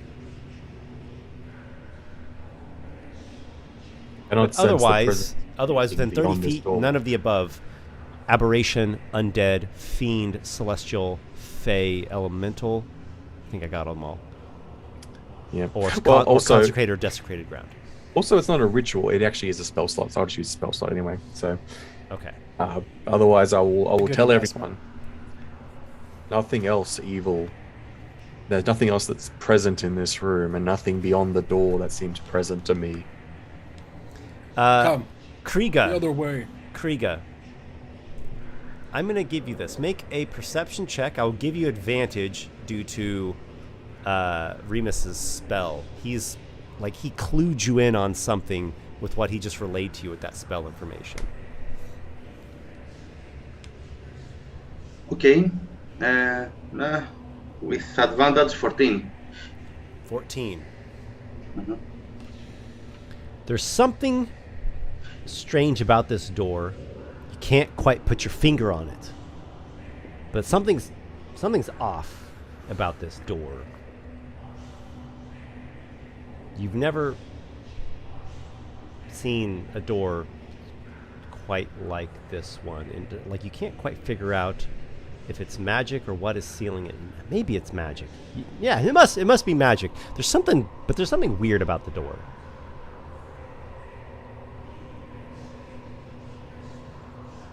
Guys, I'm telling you, this is magic. There is no way I cannot open the door. Come on. Don't you have something there with your... With the balls and Mulga the pokes lights? Mulga pokes his head in. Is it crucial that we get through this door? No. Perhaps the frescoes in the other room will reveal something about it. I've been looking at these. They seem to be telling a story. Okay, y'all want to wait on the door for now and take a look at the frescoes? Okay. Yeah, Mulga has spoken correctly. So there's this large gallery room. The walls are just filled with frescoes, and they do indeed seem to be portraying a story, because there's this one figure, this man, that you see him in different scenes, and different things are happening in the different scenes. If anyone is interested, you can make an intelligence history check. Those that are from Doreo, the city of Doreo, which I know is Cynus, Remus as well, you would have advantage. only because I'm from there. Yeah. Check. It's a figure. Actually, it's a figure that you're aware of. You know who it is. So I'm going to at least give you his name and something simple. But this will determine if you know really what's going on in these stories that are being depicted. Even with advantage, Remus and a +3 to history, Remus got a 9. Okay. With a -1 history from my -1 intelligence, I got an 18. Okay. Mulga, who is not from Doreo at all, he's from Tarbir Palace, though he is an intelligent fellow. He's going to just do a good old history check. Natural 1. He has no clue who this is. And I also will ask, does my detecting anything in this room, evil or good? Fey, things, consecration, desecration? Not. Still none of that stuff. Would Kriega potentially know this story? If so, you can make a history check and see if you know anything. Okay. It's like a figure from the neighboring region, the neighboring kingdom. You might. Okay, with -1, I got a 14. All right, so it's like kind of on the tip of your tongue, but you can't quite. You're like Balzabar, Barzi, Garza, Zanzibar. What? Who? Cynus and Remus. You know who this figure is. His name is Elthazar. He's something of a legend or a fabled historical character from Doreo. He led a revolution, or he led a downthrowing of this old lord of Doreo called Wakanasi. But, you're not historians. You never quite studied on it, so you're, it's like, you know who he is. You know what he looks like. It's like, oh, is that, guy from the history of our city, but you don't know the specifics. But you do see a story being depicted in fresco. So I'll give you just the basics of what you see. You see... Even with an 18, I didn't know anything else? Oh, I'm sorry. I thought you said an 8. No, an 18. I rolled a 19 -1. 18. Oh, my I was like, yay, Cynus knows a thing. Okay. All right. I beg your pardon, JB. I completely misheard okay. you. So, in that case, I can just tell the story because Cynus knows the story. And we can pretend that Cynus is retelling the story. And you guys are seeing this story depicted in the frescoes. Each of these scenes is like a scene from the story. So it is indeed the story of Elthazar. He was born in Doreo to a wealthy family, and he grew up in luxury. The god of storms became very angry with his family because they lacked faith, and they failed to perform the required sacrifices to the storm god. So this god sent down this tempest that wiped out Elthazar's house. It killed his whole family, laid ruin to their estate, and left Elthazar the only survivor of his family, destitute, alone in the world, and he became a beggar on the city streets of Doreo, where he once was a nobleman. And as a beggar, Elthazar observed the city folk of Doreo falling into the same faithlessness that his own family once possessed. So he decided, I need to figure out what is the answer to this great quandary, and he decided to make a pilgrimage to a holy mountain in the Badlands of the Hums of Logam. That's the region that you guys are currently in.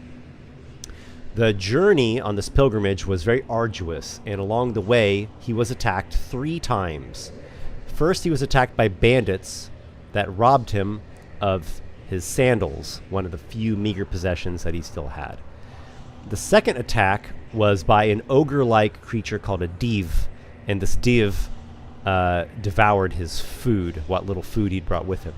And the third attack was by demons, like these Badlands demons that threw poisonous needles at him. So in each of these instances of these 3 attacks, Elthazar suffered harm, but every time he was saved at the brink of death by praying. Every time his prayer was answered by a gust of wind that spirited away the assailants, the bandits that robbed him, the div that ate his food, and the demons that struck him with poisoned needles. Eventually, Elthazar reached the top of the holy mountain, but he was in a horrid state. At the top of this holy mountain, there was a hierophant. The hierophant said to Elthazar that he had not given enough to be redeemed of his family's sinful history. In distress, Elthazar said, "I've lost everyone who was dear to me. My house fell into ruin. My feet bleed from walking on sharp stones. I am gaunt from hunger, and poisonous needles are lodged in my flesh. What more could I possibly give to appease the Lord of Storms?"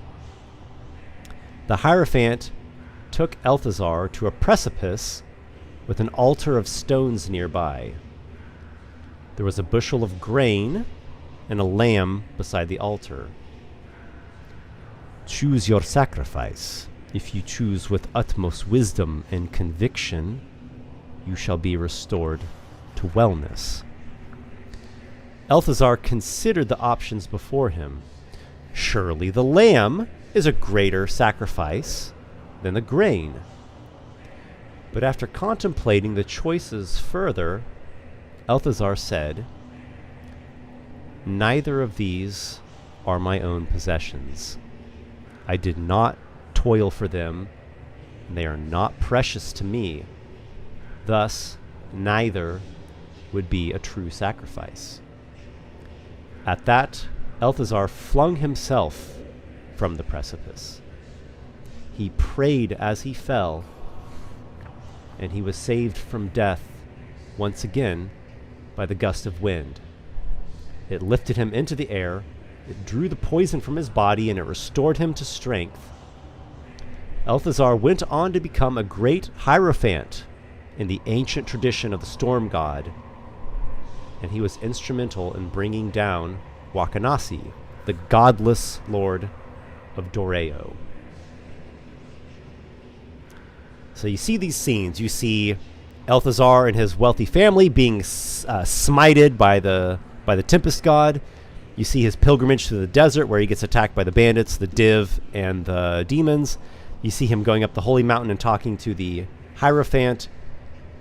And you see him sacrificing himself, throwing himself down in the wind, collecting him and healing him and putting him into this position of power. And the final scene is him as this hierophant, bringing back religious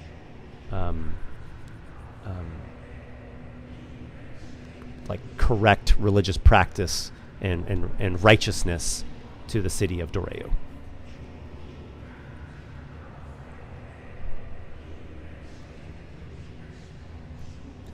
And now you know. Yeah, and there's a reason why I do not align myself with the god of storms. Tempestuous. Capricious. So, why do we care about that story? You asked. Oh, yeah, true. I'll Go through the door. Remus will go look at the door and see if it's Yeah. significant in some way to the story. Remus, you go to the door. It is another stone door. Fairly simple stone door. There's nothing elaborate about it. Your detect good and evil does penetrate through, and you're still not detecting anything. If you want, you can try to give it a pull. You can try to open it. I'll do so. Okay. It opens right up, and the way ahead continues to be illuminated by some ever-burning sconces, like most of this place is. And you come upon the following chamber. There's a corridor leading south on the one side. of the room. The chamber, much of the room is a pit. An open pit. You don't know how deep it is, but if you want, you can go up to it. I'll head up to the pit, and if need be, I will take a piton and cast a light spell on it. Drop it down into the pit. No need here. This is a lit, well enough lit chamber, like how most of the chambers of this place are. Remus, you look down over the edge. The pit is fairly deep. It goes down 30 feet. The bottom of the pit is spiked. Amongst the spikes at the bottom are remnants of a thin, false floor that had fallen through, and there is a skeletal corpse impaled on one of the spikes at the bottom. I'll hand Cynus my 50 feet of rope and say, "Hold this." I wrap it around my waist. I will begin abseiling down the pit wall. Okay. Remus, you bravely descend into the pit with Cynus and Kriga. Maybe you help secure the rope as well. Remus, it's pretty heavy. He's like the weight of a good-sized muscled man in full heavy armor. He's heavy, and he's carrying a lot. He's carrying 2 adventurous kits, so... All right, so Kriga and Cynus secure the rope and dig their heels in, and you scale down there. And, okay, here you are at the bottom of this. It's a large pit, right? It's a big one, and it's 30 feet down. There's these spikes sticking up, and there's a corpse. It's just completely skewered on one of the spikes. It has gone to bones. It's wearing a kind of silken armor, and it does have some possessions. You can just tell, right? It has. I'll begin trying to figure out what it was, who it was. Okay. What do they carry? Looking at the silken armor and the clothing, and there's like remnants of a headscarf. It does not seem to be clothing from your kingdom, nor the current kingdom you're in. It's not a fertile splay fashion. It seems like someone from the steppe land, or maybe even the deserts beyond. There are some items that are still in functional quality. There is a scimitar, a short bow, a quiver of arrows, a pack that has like explorer's gear in it, like the explorer's pack. A set of tools, just like this nice multi-compartmented belt pouch with thieves' tools in it. And in the bony hand of the corpse is a scrap of parchment, just a ripped scrap of parchment torn off and sloppily scrawled in blood by a fingertip. I am Markatl. I will call out to those above me and say, his name was Markatl. And I will collect the explorer's kit, the thieves' tools, the short sword, the scimitar and the short bow, and begin my ascent. Okay. You come back up to your allies. All right, so you rejoin your party and tell them what it is that you discovered. Why would he have his name on a piece of paper in his own clutches? To not be forgotten. Markatl. The spelling is Marqatl.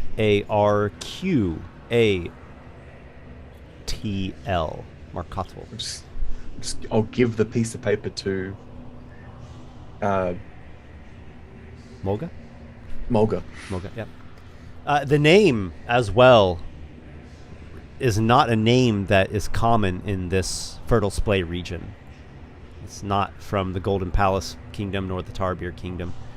It, again, seems like a name of someone who's farther south from here. Mulga is going to make a... His intelligence is what he's rolling. I don't think Arcana is going to play into it, so he's just going to roll an intelligence check.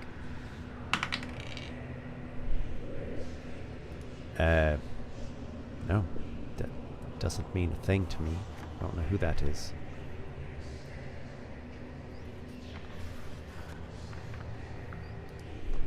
Perhaps he did not understand the significance of the fresco.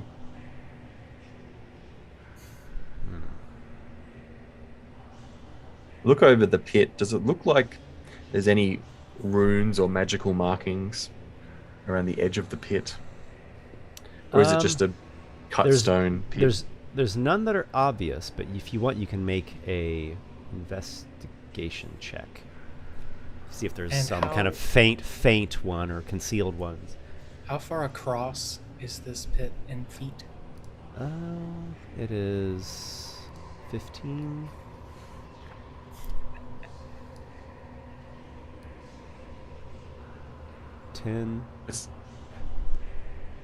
Yeah, so it's 10 foot across. 10 feet across. Okay. 13 investigation. You don't notice any concealed script or faint magical sigils?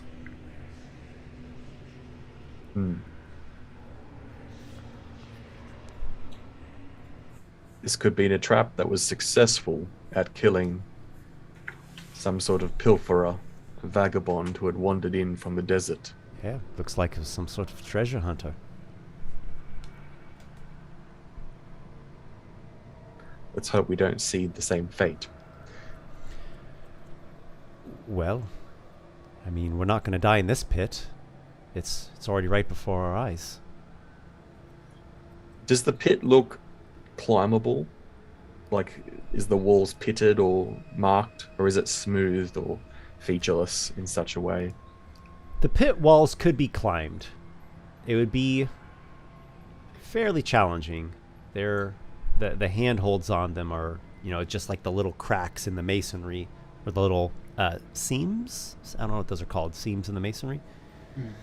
So it could be climbed out of. It just wouldn't be the easiest climb.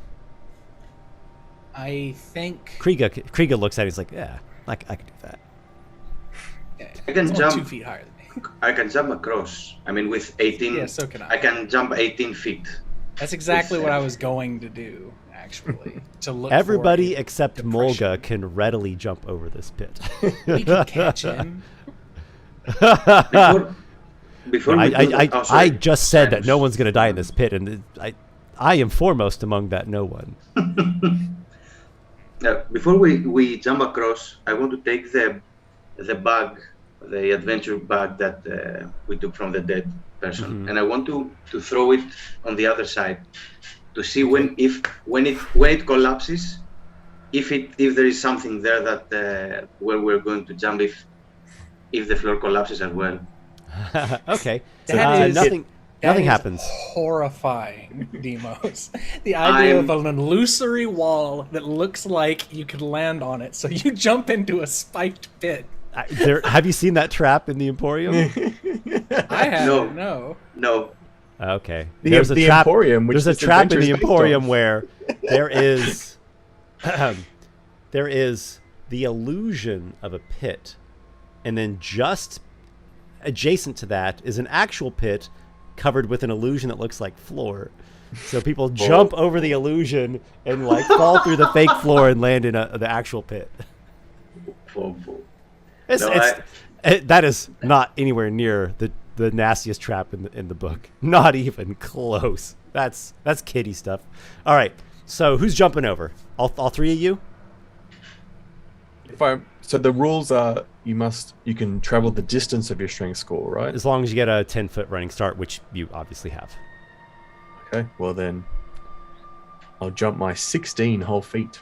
Okay, so Gotta Remus have that bravely extra goes foot. first. Remus bravely goes first, and nothing terrible explodes in your face on the other side. And then Kriga and Cynus and Mulga, he's keeping watch back there. Okay, and this is going to lead you all to another chamber here. Okay, is that pretty well visible? Oh, here we go. Let's scroll down a bit. There we go. Okay, so this leads you all to another chamber here. There are pedestals, four pedestals in this room. Several stoneware pots and amphorae rest atop the pedestals of the room. I feel like we need Mulga's eyes for this chamber. And can I try and help Mulga cross the pit in some fashion with either pittance and rope? I was not going to leave Mulga back there alone. Okay. So it sounds like you guys have a pretty good amount of gear, like explorers, packs of ropes and pittance and such. Plus 3 of you that are quite athletic. So I'll just say if you're willing to spend the time focusing on that, you can get him across, after whatever. How high is the ceiling in that chamber with the pit? 15 feet. Well, then I'll create a shimmy across the edge of the wall. Okay. So I'll nail in the rope to every other 5 feet section of the wall and create a shimmy that you can move across. There we go. So you go over there. You have the tools for the job. You're not in a rush. You have seemingly plenty of time to spend. You get that rigged up and you get Mulga across without, excuse me, without risk of him falling to a spiky doom down below. And then you all, sounds like you're going into this room to look or have a closer look, right? Okay. All of you go in. I'm not hearing any protests. Something does happen. Pots. Yeah. Just 1 second. Something does happen that catches your eye. Quite catches your eye. There's a pot right here, a stony pot. Just like a nice, good-sized, open jar, like a stoneware jug. When you walk into the room, a cobra rises up out of it. Its hood flares. It menacingly holds a menacing pose with its hood flared. Do the other pots also have similar snake coming out of them, or just this one particular one? It's the only one. Is there any features or artwork that would suggest or differentiate the pots between each other? They do have different makes and styles. They're not just a duplicate of the same pot over and over again. Some are a bit larger than others. Some have like those nice amphorae handles on them. Most of them do have some kind of decoration embellishing them. Nothing that you would call a striking image or symbol. They seem there's no snakes on the snake pot. No, exactly. No symbols, no runes, just whatever. Nicely made pots and amphorae. If possible, I'd like to go to the other pots and see if I can look inside of them and see anything. Mm-hmm. You have a look into them. There's nothing inside of them. They're all empty. How close do you get to the pot with the cobra popping up from it? Do you come within striking distance of a cobra bite?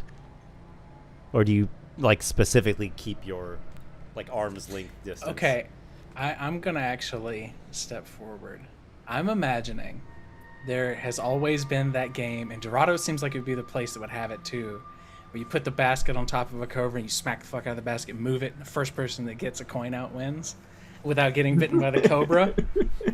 Yeah, it is a thing. So I'm imagining that Cynus will actually try to grab this cobra without getting bitten in like a test of speed and dexterity. Okay. Just because it's more fun than me throwing a knife at it. That's kind of lame and dumb, and I don't want to do it. But grabbing it and like grabbing it without getting bitten seems like it would be fun. Make your choice of either athletics or sleight of hand. Strength athletics, dexterity, sleight of hand. I would say like I can do dexterity something. but they're the exact same. My strength and my speed stats are all the exact same. So I'll do athletics. That's fine. 21, 15 plus 6. All right, 21. Okay, I'm going to be contesting this with dexterity acrobatics of the snake. Comes up with a 19. A good roll on the cobra's behalf, but not as good as yours. And you grab the cobra out of there, and you hold it so it can't be biting you. And its tail is kind of whipping back and forth, and its fangs are just bared, maybe a couple droplets of venom at the end of its fangs. Hey, Mulga. You are, pound for pound, the most deadly warrior here, little one. He says to the cobra. And then he stands out of the way so that Remus can do whatever he was going to do. Remus will look into the pot. Is there another? It's just a pot. It's totally empty. It's pretty good size. Like, it's something that you could take this to like the town well and fill it up with water and carry it home on your shoulder. That's odd. Then I will remove the amphora from the plinth that it's on.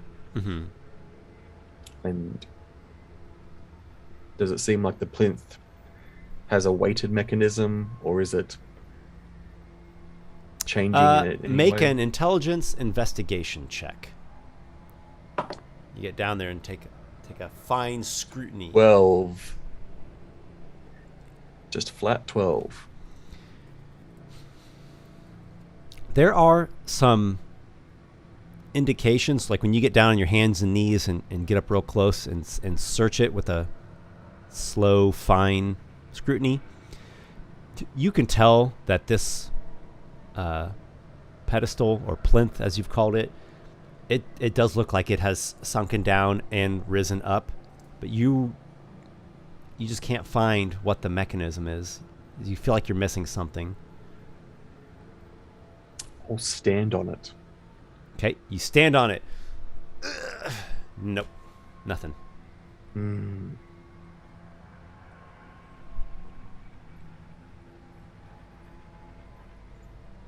Oh, I know. 3.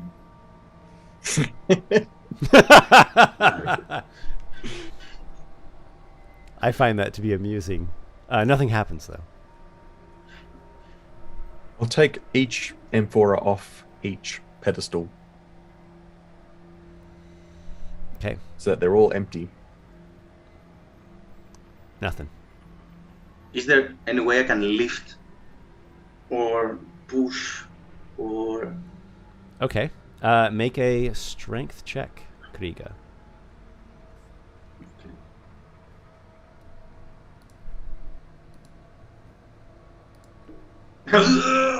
15.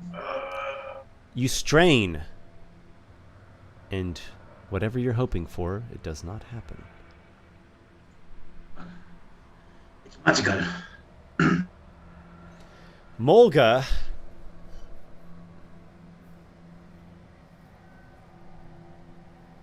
strokes his chin. He's going to make an Arcana check. He's got a 19. There's more here than just stone. That pot summoned that cobra. It conjured it here. And I think there is some sort of magical solution, though I'm not quite sure what it is.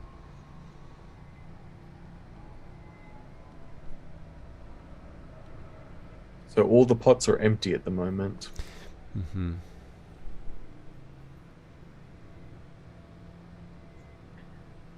We might need to kill the cobra. And I have my greatsword ready. Cynus is currently the snake handler. What do you say, Cynus? Cynus has his thumb across its flared head just under its jaw so that it can't wriggle around and bite him. And he has, like, the rest of the snake delicately scooped up and it's curled around his wrist. And he says, Really? You think murdering the snake will solve our dilemma? It seems to be working until now. Most of the times. How big is the volume of these pots? Are they like this big for their mouths, and then the rest of it is just a big gallon liter that measurement?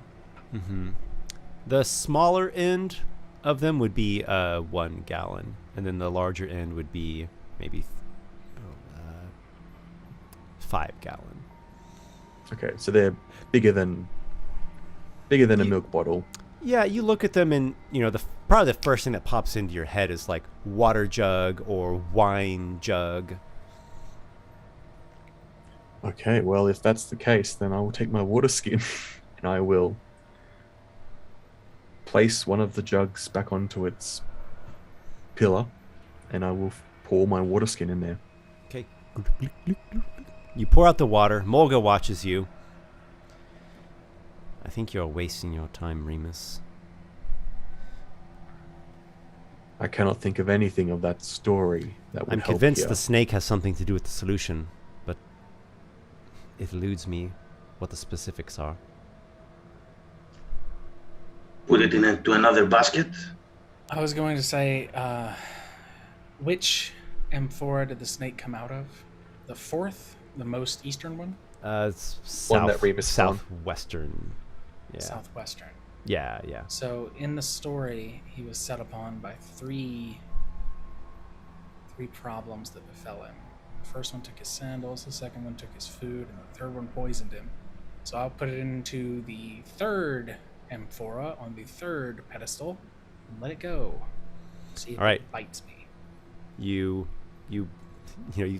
toss the snake into that particular jar, and you hear it slither around and hiss a bit inside of there. Nothing immediately happens. The snake pops up and it gets out of that jar. It doesn't like being in there. And the jar that it did come out of, is it resting on the floor? I'll pop it back up onto its pillar. Okay, you put it back up on the pillar, and just a moment later, the snake comes slithering, and it goes into the jar, and again, pops its head up and flares its hood. Goes back to its So guard with one post. thick, heavy hand, Cynus will pull this amphora off of the pedestal and gesture for Remus to move that one over here. Okay, well, I'll lift up the snake amphora with the snake in it, Okay. and then swap places with the other one. Okay, so I will offer you the same skill contest here. You can do a strength athletics or a dexterity sleight of hand. I think it's All right. enough on the line that both of those, either of those can work. I'll do strength. It's going to be really good. So that's a 22. 22? I'm imagining I'm just using my shield to just bottle the snake in there. Be like, Okay, well, I am going to Get give the in snake a there. chance because it has a slight chance of beating that. Oh my gosh. It got a 22. Oh my gosh. And you got 22 as so I got well? 22 as well. Okay, so you go to put your shield like a lid on it. The snake slithers out and it bites at you. Here's a melee attack of a 23. This snake Yeah, this is snake hot. is. This snake is white hot. The snake bites you. Make a Constitution saving throw. TPK from the snake. What's that? It's a Actually, I'm pretty good at those. So that's a 21. Okay. So, you take half the poison damage. You take 1 piercing and 2 poisons. You take a total of 3 damage. Ugh. And I imagine that makes you flinch back. You want to try again? Try again. Yeah? I'm not going to let a snake best me. All right. It's a dirty 20. All right. The snake, it tries to evade you, but you get your shield on it. You move it over to the third plinth. And nothing. Mulga. You're the worst. Mulga furrows his brow. We are wasting our time here. I don't perceive that this chamber is related to the frescoes. Perhaps. I suspect there is something going on with the frescoes, though, but I don't think it has anything to do with this pottery chamber here.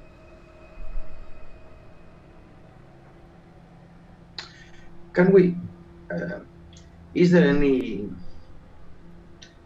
anything interesting on the pots? Like you said, it had various designs. Yeah, they have do we see a pattern? typical designs on them. Nothing that strikes you as unique, or no symbols, no characters, no figures. Nothing that catches your eye.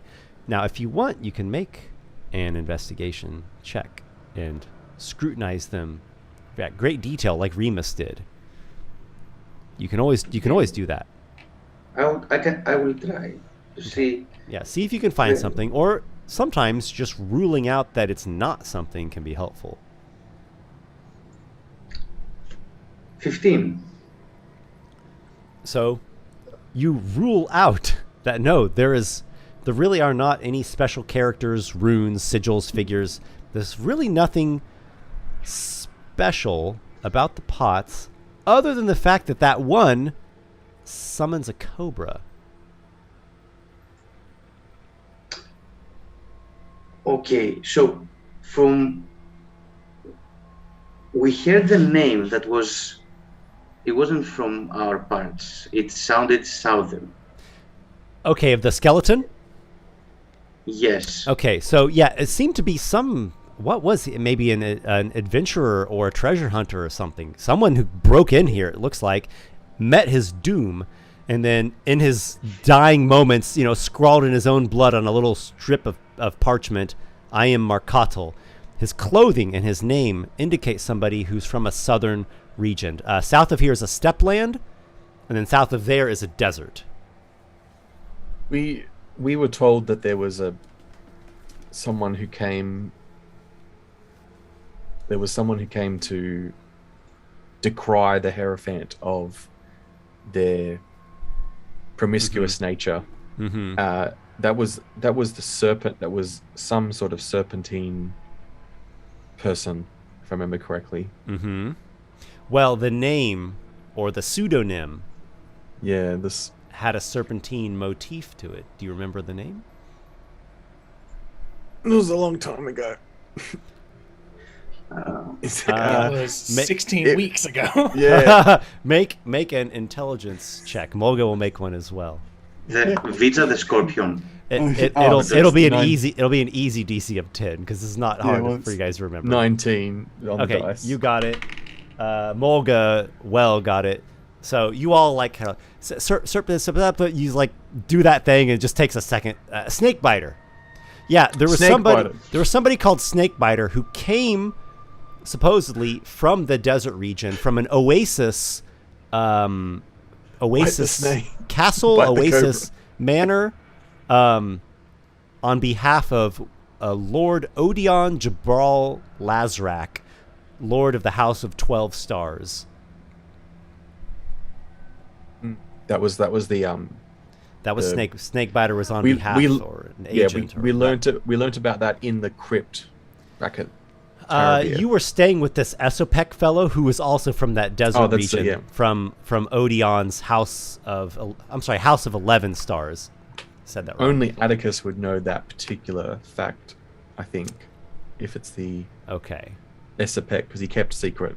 Yeah, the merchant fellow who was doing business there, but he also was seeing if he could gather any information as to what happened to Snakebiter those few years ago. For the audience to be like, "Ooh, that was a callback." that happened, and then Atticus is dead, so he can't help. So you all come upon the name Snakebiter, and then someone makes that comment, and you all look at the snake, and you look at each other, and maybe lick your lips a little bit. Yeah. Let's bite the snake. How If about you it? s- It is yours to do so. Mulga looks at Kriga here. I think you might be on to something. Sounds I almost told you. crazy. Give it here. All right, And I Kriga. take the basket. Kriga, make a strength athletics or a dexterity sleight of hand to try to Of course, grab up the athletics. snake. The snake will do its Kiss. dexterity acrobatics. Plus 10. Let's go. Plus 10. Woo! 19. That's right, you hit 5th level. The snake is rolling so good. It got a 23. And it bites your hand, or bites at your hand. It has to make the attack roll. Okay, there it rolled a natural 1. So its streak is over. Do you want to try again? Of course. It tried to beat me. I will try to bite it back without touching it. Okay. I can do this all night. Let's go. Okay. What do you got? 29. All right, snake got an 11. You grab the snake up and you... are you doing it? Yes. All right. You bite the head off of the cobra and it disappears. Just... Mulga saying this here. Just as it was summoned, so it unsummons when it would be slain. You taste nothing in your mouth anymore. Like for a moment you got like, you know, the texture of the skin and flesh and bone, and you taste some of the blood, and then it just disappears, the taste from your tongue. I think you're onto something, Kriga. Maybe we need to As barbaric bite as each that other. was. You're not biting my head off. No, I'm convinced it's related to the snake. Oh. Did anything change in the room or in the basket? I look inside the basket. Nothing's changed, and the pot is just empty. I suspect the snake will come back. You might not want to stick your face too close in there. So Mulga, he rolled pretty good on Arcana. He didn't roll good enough to completely figure this out, but he got like an 18. So he's got peripheral advice and tips. He just doesn't have the like slam dunk golden key answer.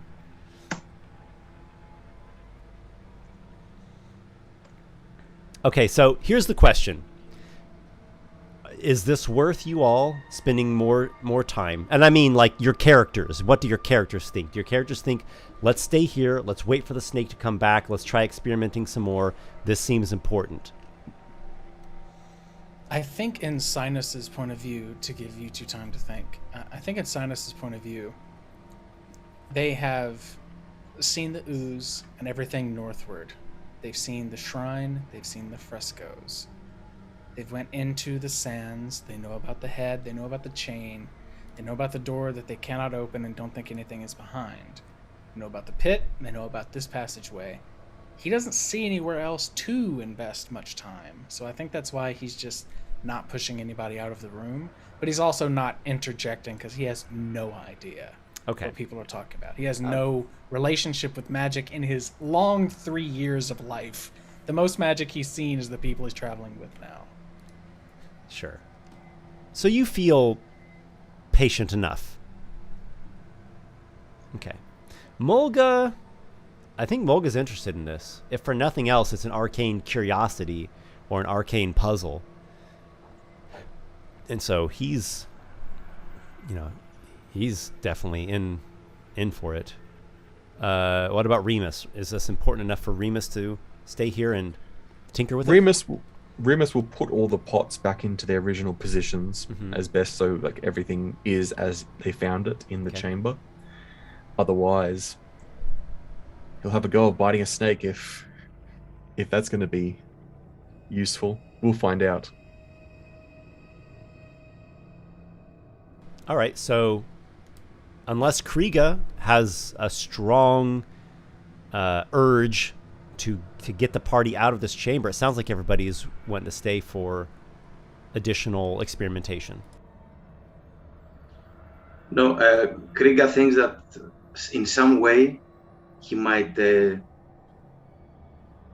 take other enemies from other baskets if they do the right things. So he wants to try, and I want to go to other baskets and put my hand inside to see if I can pull anything out to fight or to bite.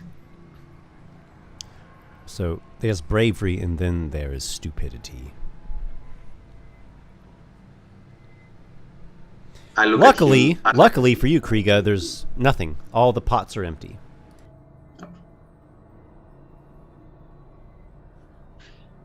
Okay, so the party's willing to spend time. It takes an hour. 1 hour later, the cobra reappears and pops its head up out of that same pot and flares its hood.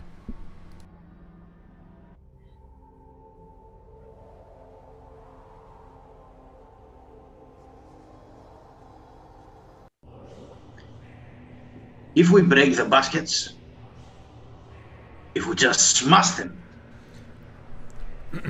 Well, it is a sturdy and well-made stoneware pot, but it is just pottery. You could break it, I suspect. That would destroy the magic.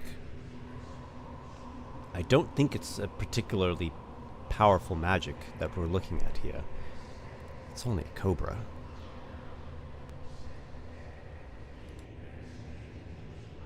So, what are we looking for here? Is a secret passageway going to open? Are those things going to open if we do something with the cobra? That's what it seems like, because Remus detected that one pedestal lowers down. So it's seeming like something's going to open up here. Mulga thinks biting the snake is in the right direction, but nothing happened when Kriga did it.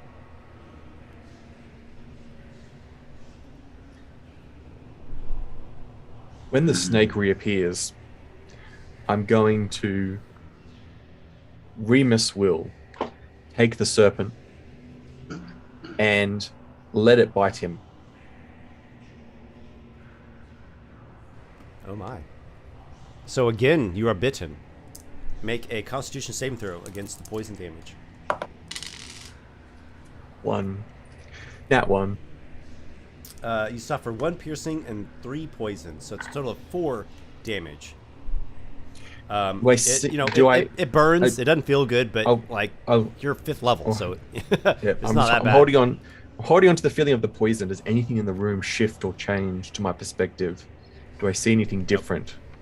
Nope, nothing. Okay, I'm gonna have everybody roll an intelligence investigation check, and this is just going to mechanically represent all of you putting your heads together and thinking through things. Mulga got a 5. 2. Ha!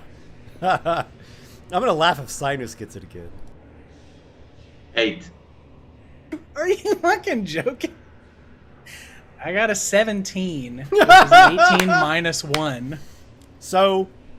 I've been rolling really well. It's just Cynus wouldn't know any of this stuff. You know, you might have a gut reaction that's like, how is Cynus figuring out the intelligence things? But I propose that the other 3 of you are overthinking this, and Cynus just sees the bare simplicity of it all.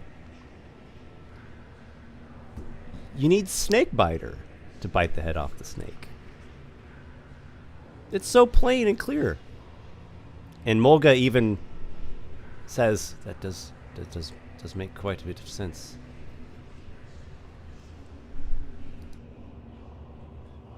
I will go collect the head. Okay. I will hold on to the rope as Cynus, he climbs down. You go down into the pit and get the skull off of the corpse. You return to the pottery room and you do what?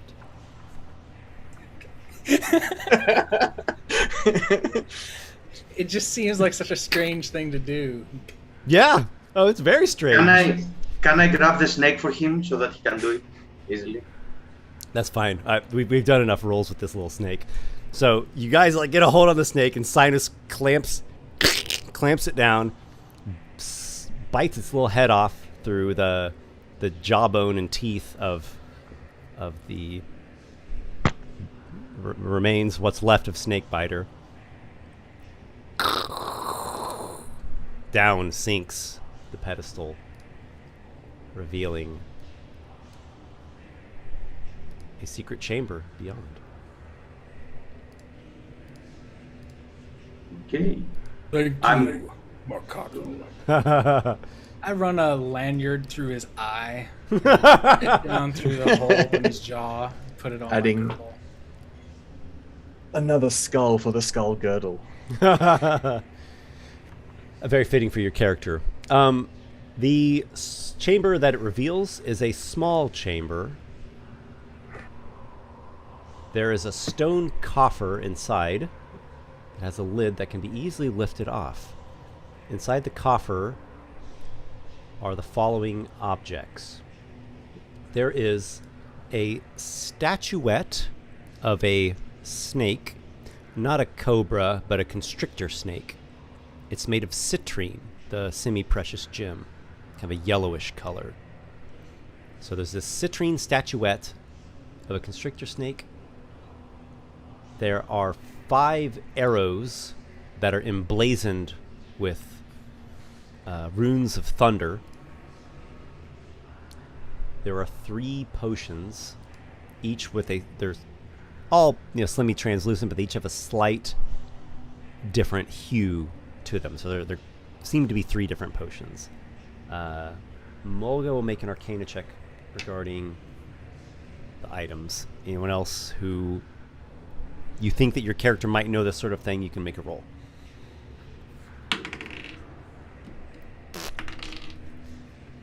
It's history. Remus might know something.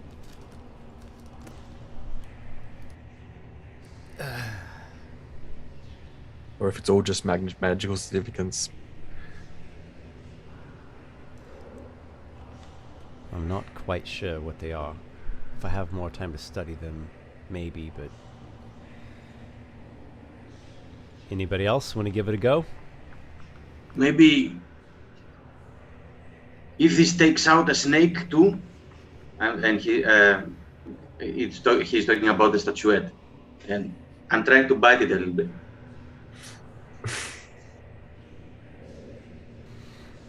I mean, it's made of a stone. Are you trying to break the stone? No, maybe it's how it's activated. I don't know. I have -1 intelligence. It shows.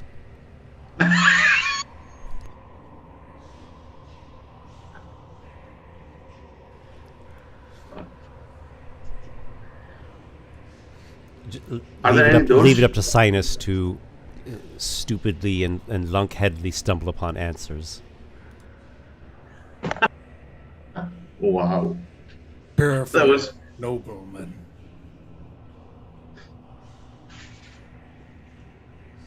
So we have a statuette of a constrictor snake, 5 emblazoned arrows with runes of thunder, 3 different potions. It's a good thing that you made a barbarian to help us out. Does anyone want the short bow that I procured? Because I already have a long bow. So these arrows might come in use.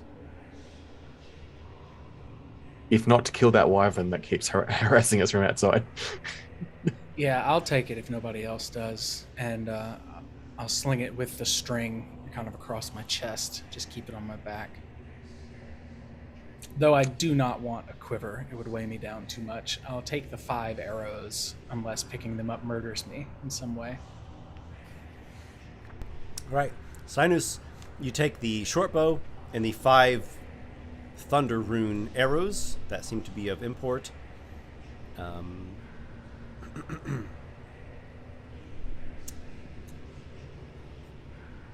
What's next? There any doors? Nope. Not that you can see. We'll wander back to the fresco room. Seems like this was just a repository of sorts, so yeah. Yeah, So did indeed, it he- seems to be a vault, though the items that you found in it look of value. Yeah, Mulga said if you can give him some time, he could probably better look at these things.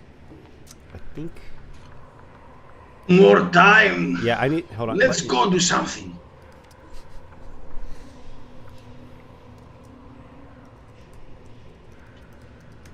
Give me 1 second. I'm looking at something.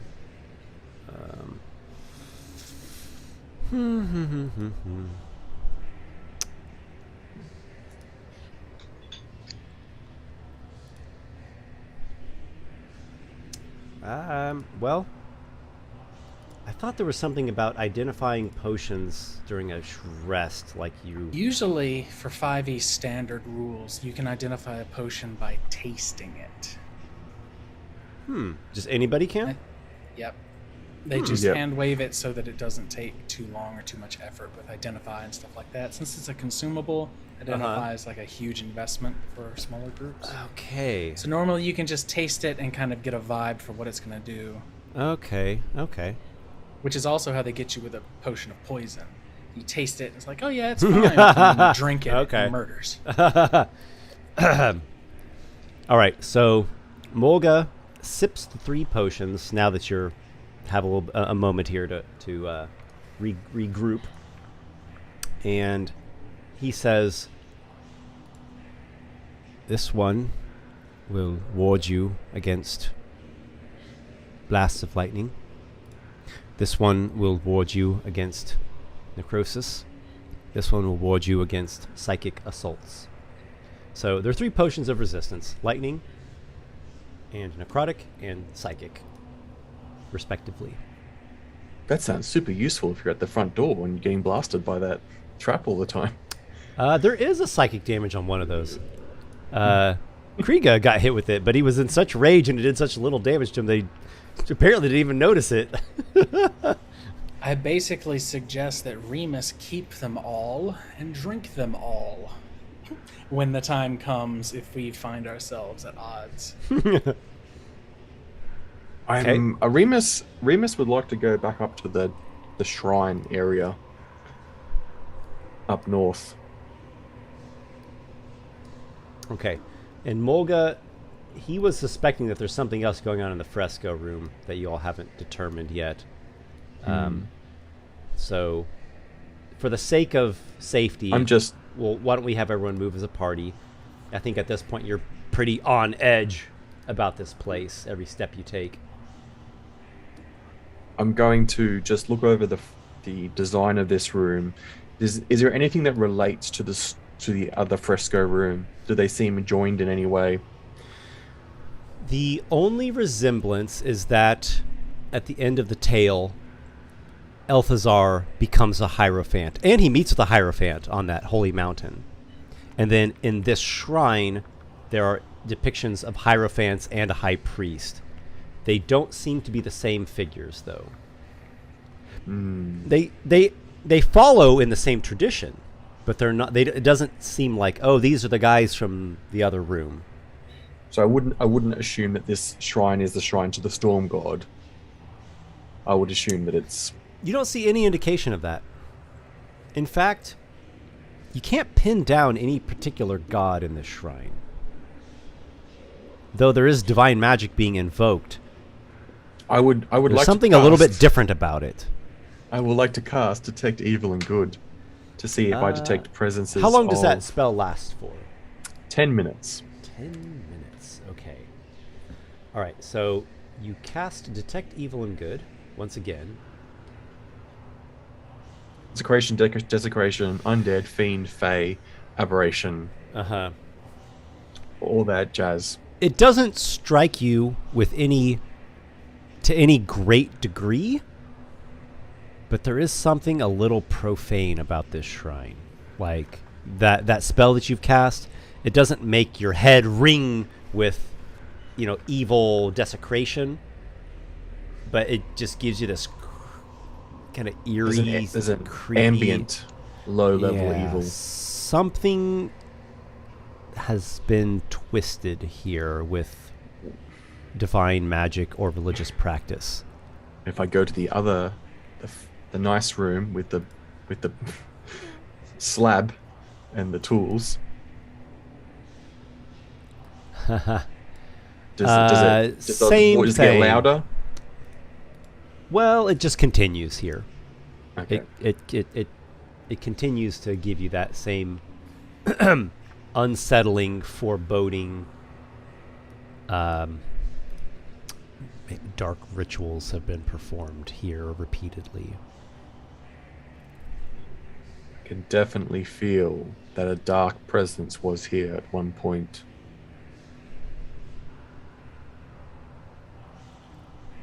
Well, it's a good thing it's not any longer. Yet, I feel that there's still something that eludes us. This doesn't seem done yet. We've dispatched of whatever horrors they created through these dark rituals you speak of.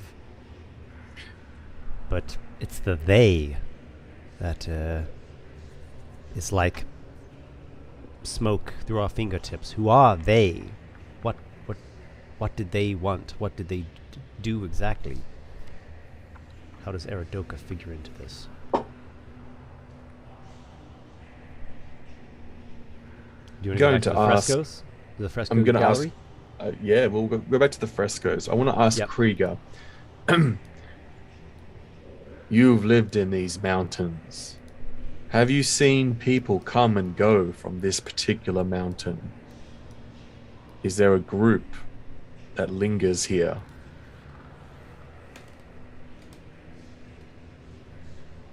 Is there DM? Oh, you're looking at me? Oh, okay, I gotta make this up now, huh? All right.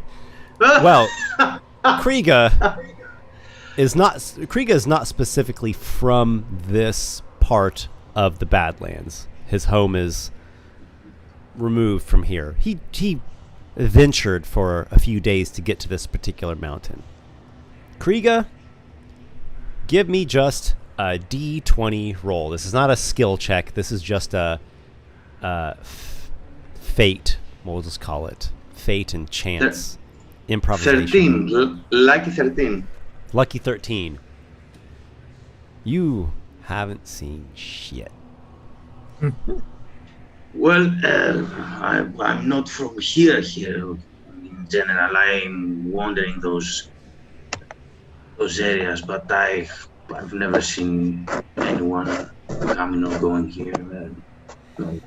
The Lord of War called Krieger out on an adventure. He traveled beyond the bounds of what is the typical known area to him.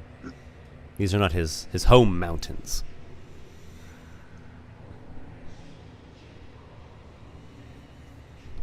Mulga is going to have a look around the room. He's going to search. Investigation check. Can I... Is rolling utter crap on anything intelligence related. He got nat 3's 7.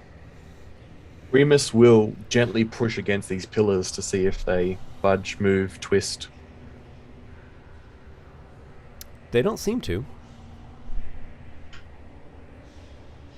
Cynus, would you like to search around?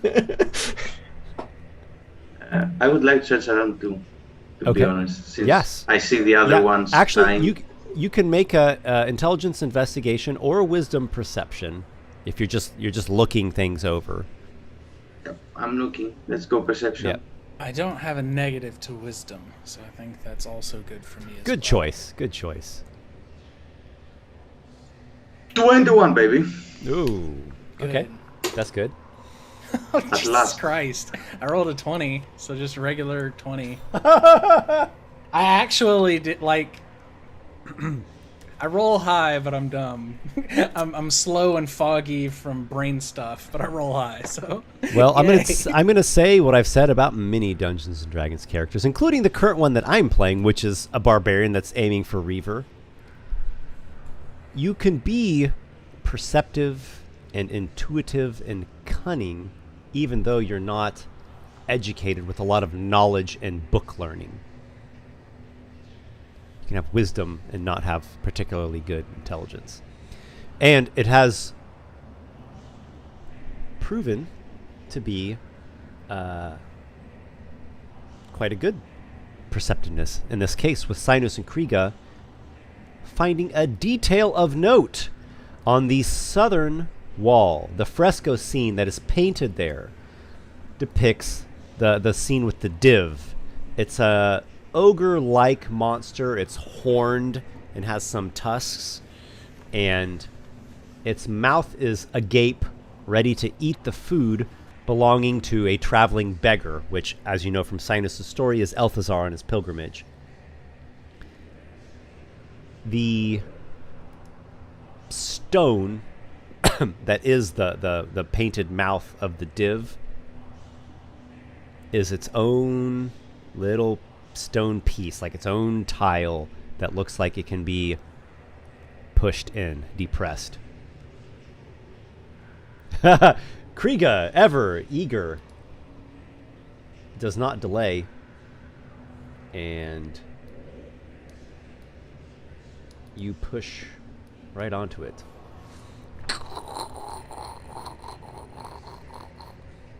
Stone moves aside, revealing another hidden passageway. Let me reveal some fog here, and I will show you what you see. If we go to the bathroom, be right back. Sure. Okay.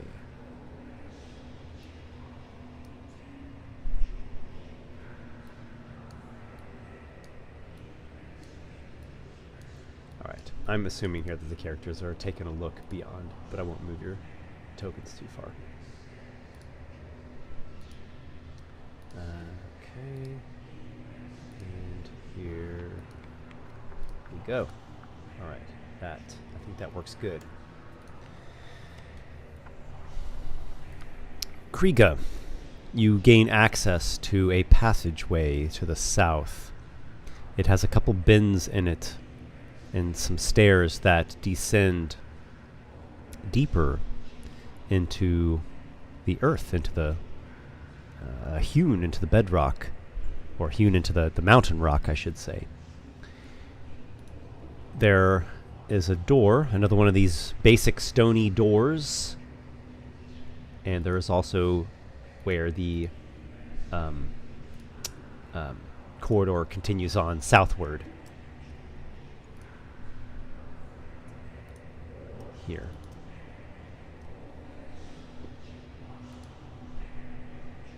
I'm trying to open the door as... You want to go to this first door and take it and open it up, or the door right there? Yes, I will try to open it without doing much noise, if I can. Okay. You is the whole party traveling together, or is Kriga like creeping, sneaking ahead? This is the best lead we have. I'm not going to miss it, so I'll be right back, Kriga. Okay. The party comes. Kriga, you go to the stone door.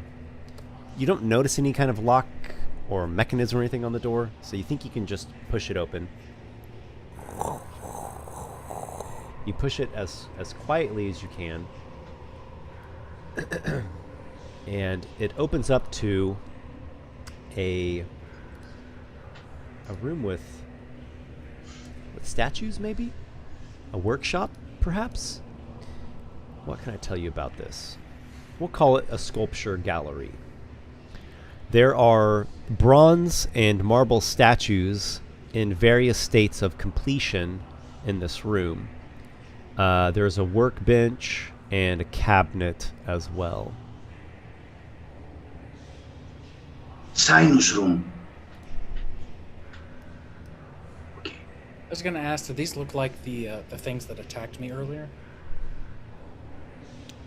They do not exactly look like those. You don't think that they are the same thing, though the stylistic choices are similar.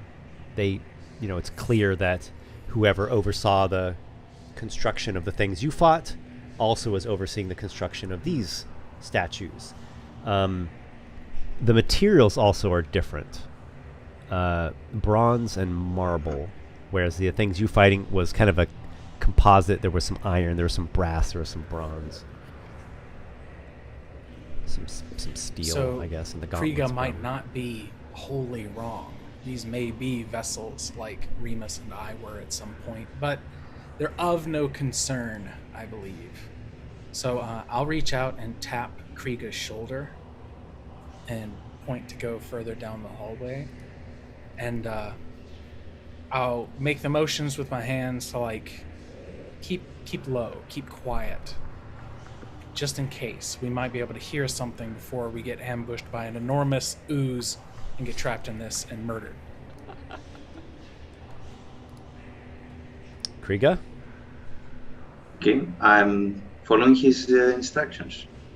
All right. He's obviously the most intelligent out of us all. He has solved the riddles, so he must be the most intelligent. So I'm following his instructions. All right, so you all decide, okay, there's nothing that's immediately catching our interest in the sculpture gallery.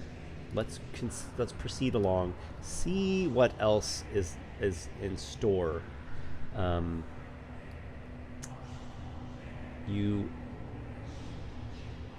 You creep along, you sneak, Kriga, trying to be as quiet as you can. The corridor bends southward. You see that it leads to another shrine. A grander shrine than the first one. Opening before you is a large shrine with vaulted ceiling, supported by tall pillars. Ever-burning sconces extend from the columns, illuminating bas-reliefs on the walls that show mortal people walking amongst deities. The gods tower over their subjects and bear grim expressions that strike awe and terror into all who dare to look upon them. The far end of the shrine has a dais with 5 statues in regal poses. One is a bronzen hierophant, while the other 4 are acolytes sculpted from marble.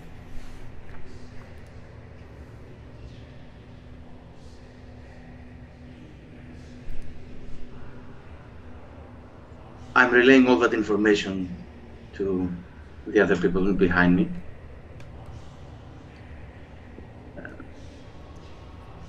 Want to proceed? More statues. They seem to be complete. The ones in the kind of gallery or workshop you just saw, they were in various stages of completeness. These look finished statues.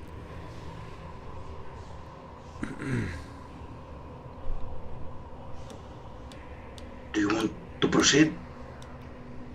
Cynus nods.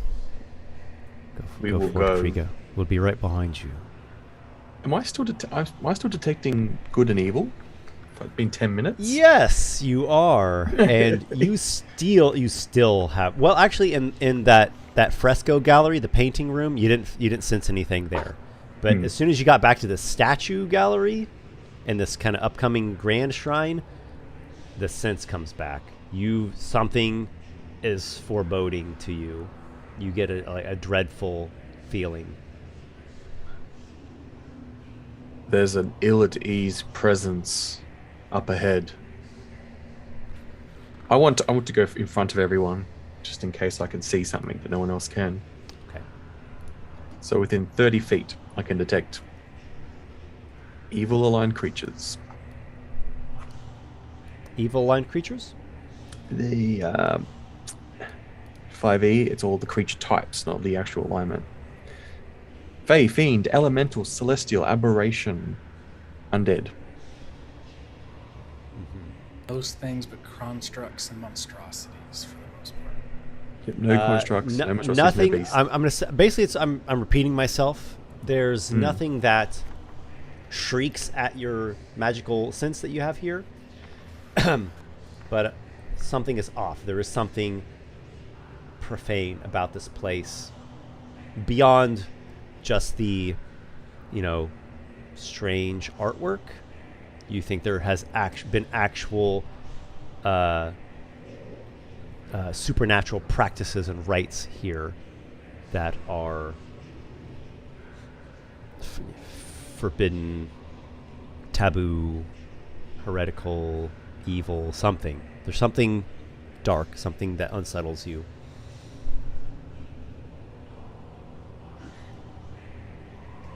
I'll make my way in, looking at the frescoes in this room. Okay. With shield in hand and trident in the other. When you step into the grand shrine, Remus, the flames on the pillars crackle. They extinguish, then they flare back to life, causing a flutter of lights and shadows all throughout the shrine. Tears of blood drip from the eyes of the human figures carved into the walls, and the statues on the dais move. The bronze hierophant raises his mace. You have beheld that which is forbidden, and the cost is your lives. Roll for initiative, everybody. Yeah! Does the hierophant look like he's also a statue? The hierophant figure. They all Looks look to be like made of statues, bronze. right? Okay. 18 for Remus. 14 for Kriga.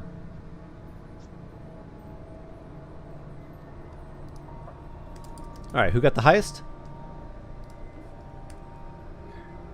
18 for Remus. All right. After that? 14 Kriga. Yeah. Cynus? 4. Okay. And Mulga got an 8. Okay, so appropriately, Remus, you are first. Okay. I will answer his reply and say, no, it is you who'll be wiped away, along with this curse. And I will heft my trident and toss it at him. It's going to be a 21 to hit. I would The very trident much like to. soars through the air and strikes the bronze hierophant. I would like to clear this up before it becomes an issue. I would not have kept the mace if we did not smash the doorway. So you Okay. would still have that Remus. Okay, all right. It is more than worthless to me. All good. All right. 7 piercing damage if it strikes. 7 piercing damage. Just give me one moment. I'm reading a few things.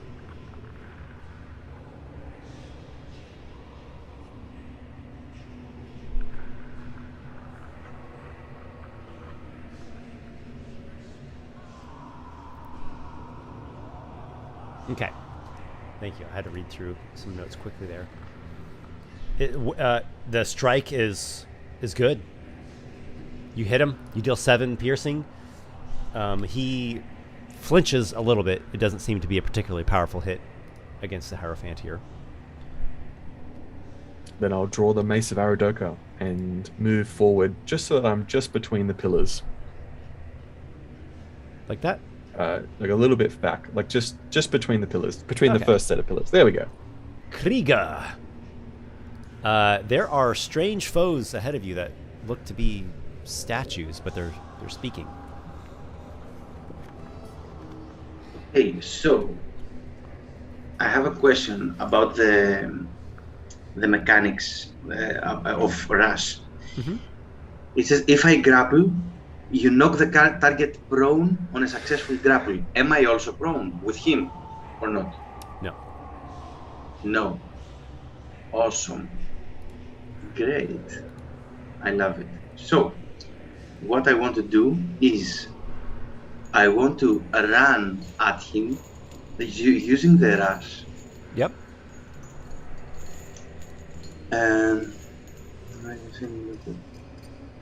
And I want to try and grapple him and knock him prone at the same time. Okay. So, very well. because he's grappled, he will have no movement speed to get up. Right. He will All right, stay. go ahead and make your strength athletics check, and he will contest you with the same. Of course, I rage. I'm saying that now. Yeah. Very well. All right. Kriga enters into his mountain-born Reaver's rage. At last, battle! And I got a 28. You grapple the bronzen hierophant and pin him to the ground.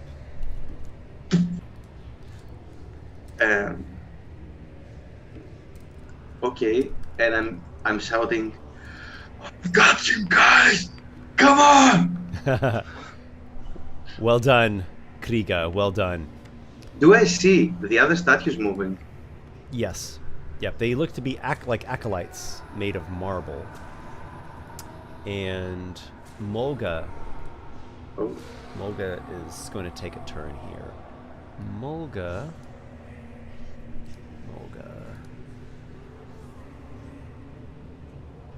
So he just got that rune of binding, but you might want to just hold off just for a bit here.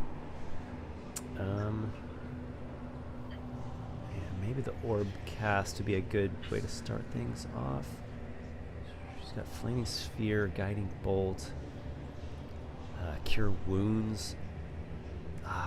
Oh, but the rune of binding. Oh, actually, I think he's going to try the rune of binding because the enemies are clumped together, and it's a 10-foot radius.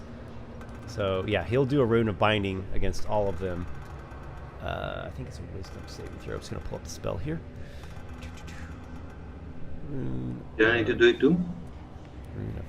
He's not going to put the radius over you.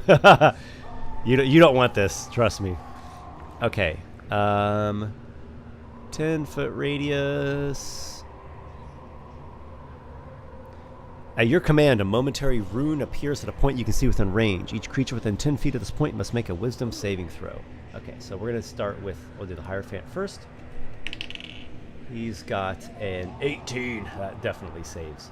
And then got 2 Acolytes for 13 and 17. So first one failed. And then a 12 and a 9. So only the second one save, right? DC, spell DC 14. Okay, so Acolytes 1, 3, and 4 failed. Here, rune of binding, and they. Okay, rune of binding. On a failed save, a creature deals half damage on all damage rolls until the spell ends. Concentration up to 1 minute. An affected creature repeats the saving throw at the end of each of its turns, ending the effect on itself on a success. Lesser creatures. For the purpose of this spell, a lesser creature is one whose CR, or level, is half that of the slot level of Rune of Binding or lower. So, look at the Acolytes. Yes, they are lesser creatures. A lesser creature that fails its second saving throw is instead rune-bound for the spell's duration and no longer repeats the saving throw at the end of each of its turns. A rune-bound creature is unable to deal damage or take hostile actions. If you maintain your concentration on the spell for the entire possible duration, the lesser creature remains rune-bound permanently. Okay, so at the moment, 3 of those acolytes are dealing half damage, and at the end of their turn, they're going to have to make a wisdom save versus really suck pretty bad. And it is in fact their turn now. The acolytes. Oh, does Mulga want to move? Mulga want to move. Yes, Mulga tactically positions himself up there. Okay. Let me change the music here. I think now is the time to get some more energetic music going.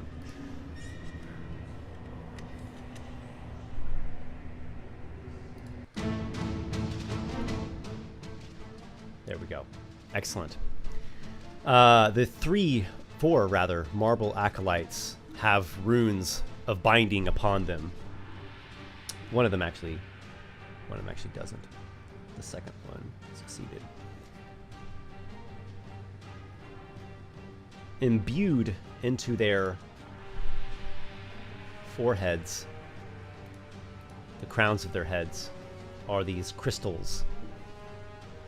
And the crystals begin to scintillate.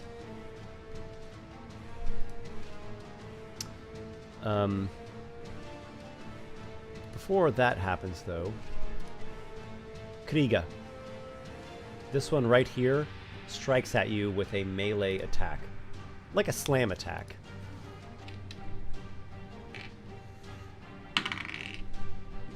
A 16 to hit.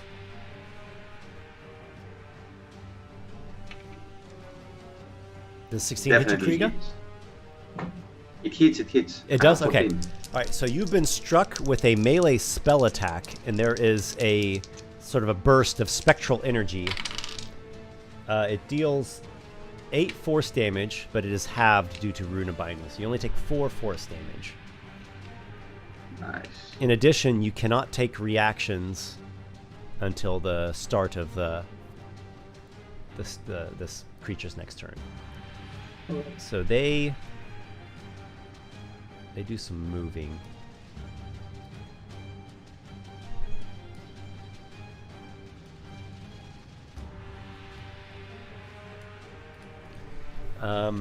The other 3 have the crackling imbued crystals.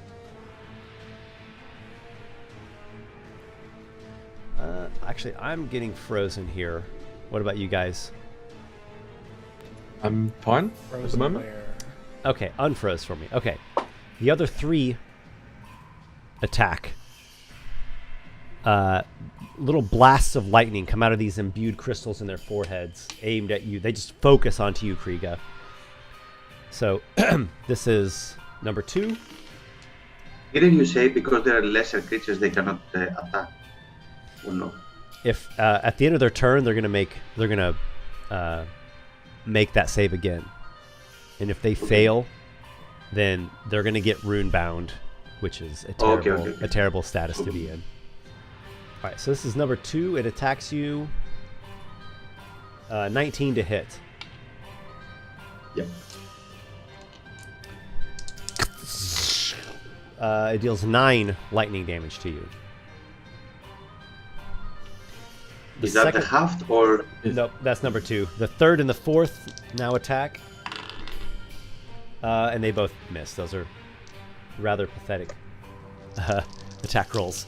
So you evade 2 of the lightning blasts.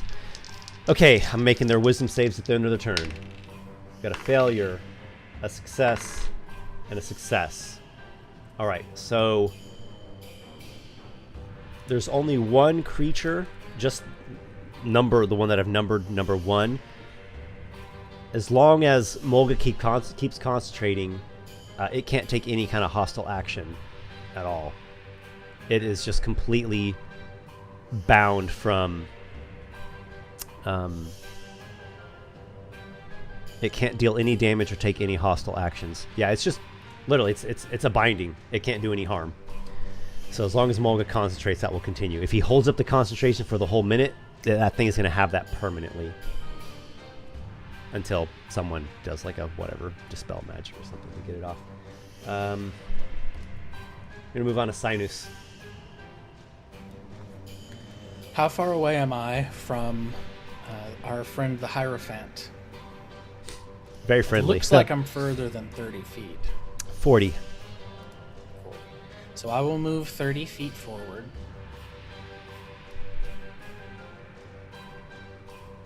Sadly, I am not able to attack my primary target, but the southwesternmost construct guy that just shot a beam out of its head.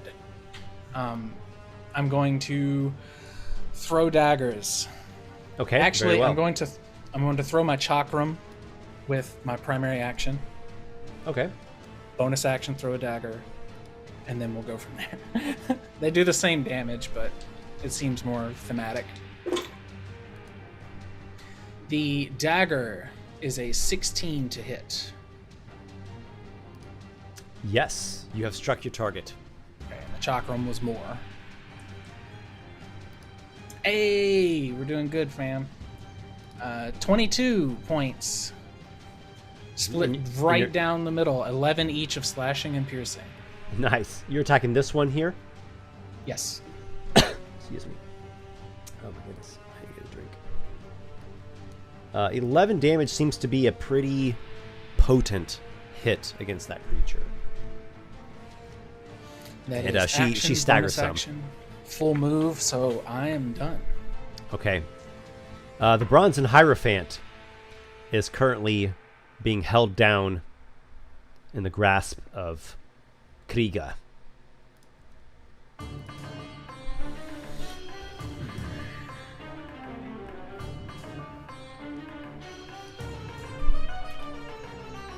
I'm reading something here. Give me just 1 second.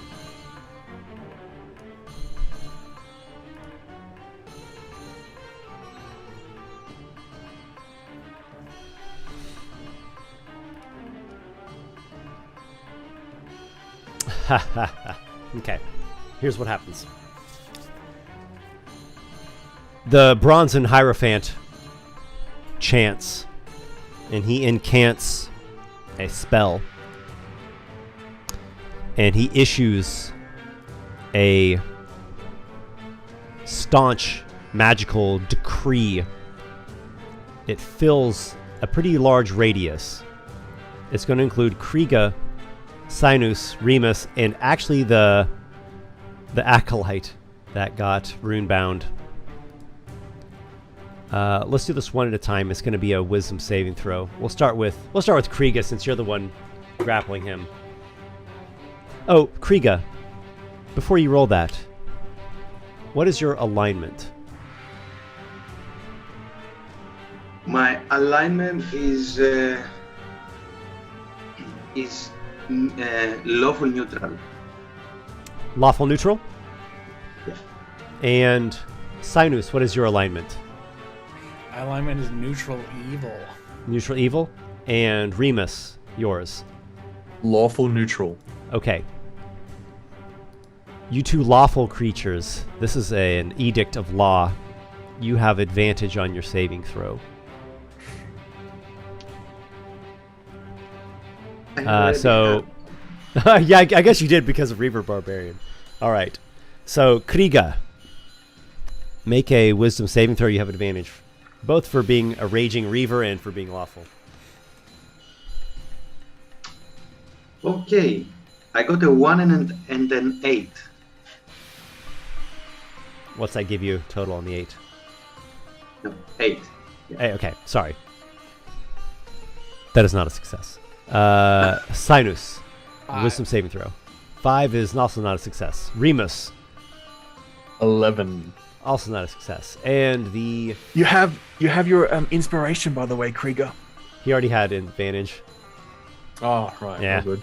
All right, so the marble acolyte, who also is lawful. I guess that's kind of meta, but whatever. That's why you hear 2 dice clack. That's why you hear 2 dice clacking together for advantage. Oh, and totally fails. Okay. So, on a failed save, which I guess is everybody failed. Oh my. 7, 12. It's 13 psychic damage. And the Hierophant is concentrating on this spell. Everybody that just got hit with that spell, you cannot make more than 1 attack per turn. You cannot cast spells other than cantrips. You'll repeat the save at the end of each of your turns, throwing the effect off on a success. And my concentration breaks on Detect Good and Evil. Okay, so Detect Good and Evil is gone. And we'll leave it at that. We're going to go to Remus. You can make 1 attack or a cantrip, right? Yeah. Alright, well, I will... gonna get into melee of the Hierophant.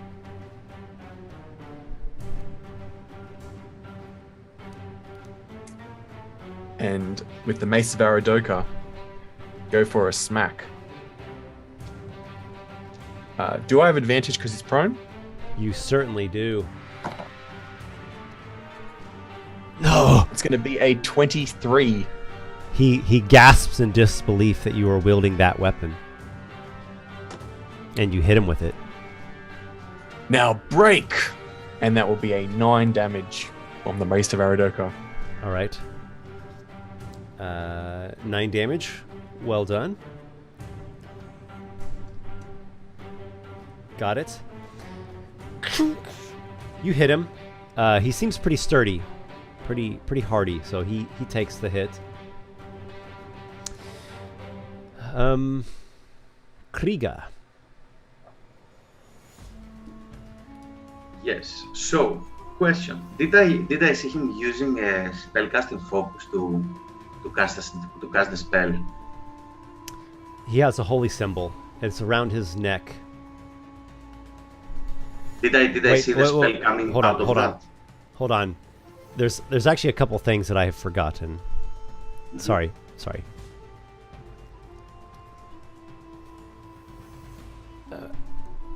So, he had a thing that was supposed to happen when you failed your save. Are you okay with me doing it? Of course, yes. You can say no, because I forgot. It's okay. It's okay? He uses a divine rebuke that deals additional necrotic damage when you failed your save. 2. Merely 2. And is this for everyone? Or just... No, just Kriga. Just one person. And the other thing that I've forgotten is, I guess I didn't forget it, I just misspoke there. He actually does not have a holy symbol. He's using a divine spell of some kind, but he doesn't have not a perceivable holy symbol. Okay. Did I see him speak in order to cast the spell? Yeah, he spoke and gestured. Okay. Is there a way for me to try and close his mouth? Not enable him, since I have crappled him down. Okay. Is there a way for me to try and close his mouth so that he doesn't speak again? Because the bad thing happened from his spell. Right. Okay, so I do have something about that. It's been a while since someone's done this. Let's see. As an action, you make a strength athletics check, contested by the defender's strength athletic or dexterity. If you succeed, you will pin him. You'll both become prone. Until the grapple ends, as long as you keep grappling him, both you and the Hierophant here will be restrained and cannot stand up. You could end the grapple at any time, though. When you pin him, you can choose one thing, like one additional thing that you do to him, such as cover his mouth, preventing him from using verbal spell components or speaking or biting for that matter. That you could do that, or instead you could cover his eyes, or instead you could lock his arms so he can't attack with his arms, or use somatic spell components, or you could damage him equal to unarmed strike. Sounds like you want to cover his mouth. That's the maneuver you want to do. Okay, so go ahead if it's. I want to try that. Yeah, I think that's pretty good.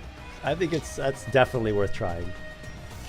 He'll make a strength athletics. He's somewhat strong, but nowhere near as strong as you. Okay, 24. He rolled good. He got a 20, but he didn't get a 24 good. Oh, So you, my heart. yeah, you get on him and you pin him down. So he has a restrained condition. He cannot speak or get any verbal spell components out. Okay, and I want to tell him, the last thing you're going to say is my name. And yep. Oh my. Is this Now actually... I have to look through his spells as if he has one with no verbal component. Oh, that's hard to find. It is Yeah, so they're devastating very for few. clerics. That's Silence hard is to so devastating. Yeah. For clerics. Is this is this action considered attack action? Yeah. So can I do an unarmed strike with my bonus action? You can It's not a only second make attack. one attack per turn due to the effect of the spell on you. Okay. Okay. Yep. Cool. Though at the end of your turn, make a repeated save, wisdom save. And I guess Remus should have done the same thing. Okay, that with advantage, that's a natural 20. All right, you have Or broken 20. free of the Edict of Law. You're back to normal at the end of your turn. How did Remus do at the end of his turn? 9 Okay, well, I think we know that's not good enough. with advantage too. So Oh. Well, maybe next time. Kriga Mulga. Mulga. I'm sorry, can I shout something? Yeah, sure. Okay, I want to shout the others.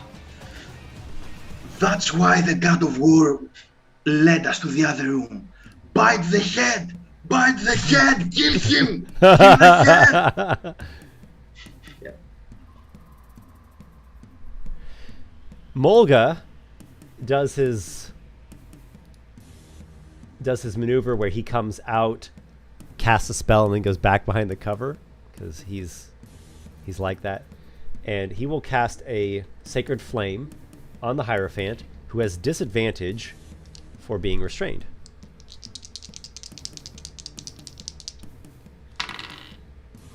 Ooh, he rolled good on both, though. He got a 17. All right, so he succeeds. No Sacred Flame damage. Okay, we now have the 4 marble acolytes, one of which is rune bound, so it will dodge.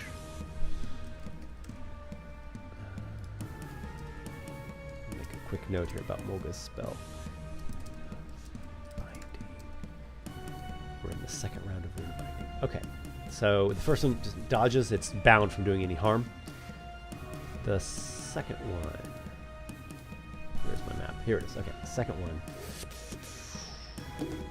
It's going to make one of those melee spell strikes against Remus. 19 AC.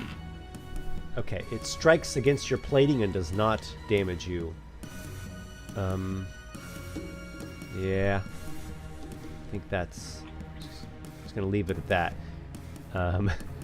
Then, let's go to the third one. It will shoot a lightning blast. Huh, it's actually disadvantaged for attacking a prone target. Gosh. It'll shoot a lightning... Let's go this way.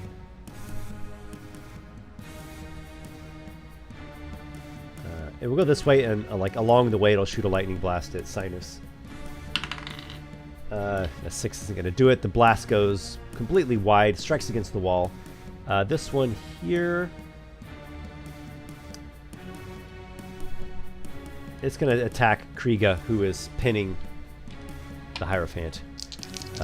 She brings down a marble melee spell strike from a marble hand. Spectral energy graces her hand as she does. It's a 17 to hit. You suffer 8 force damage, and until the start of her next turn, you cannot use reactions.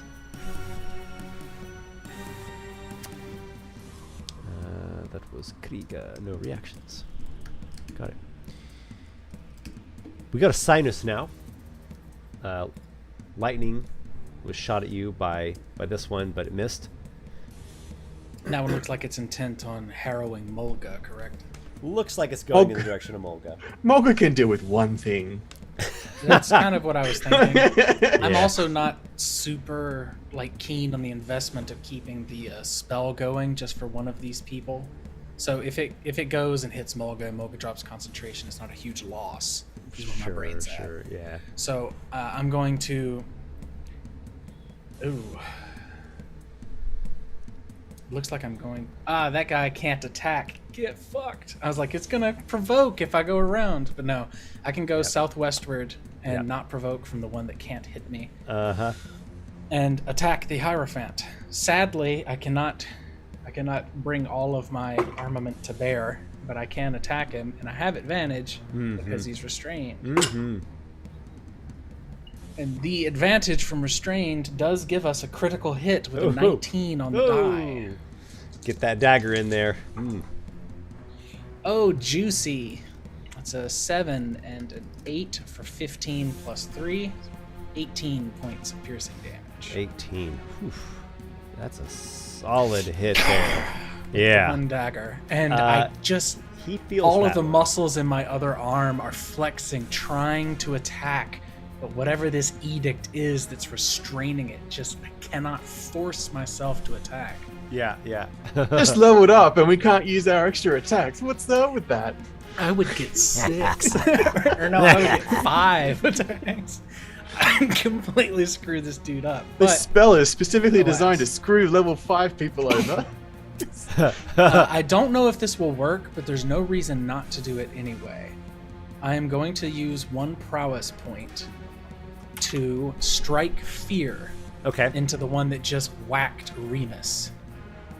And this is, I make a contested charisma intimidation versus their charisma intimidation, or Sure. they can do a wisdom save. Wisdom save. 6. 20 for my intimidation check. Yes. So they are frightened until the end of my next turn. Who did you do this to?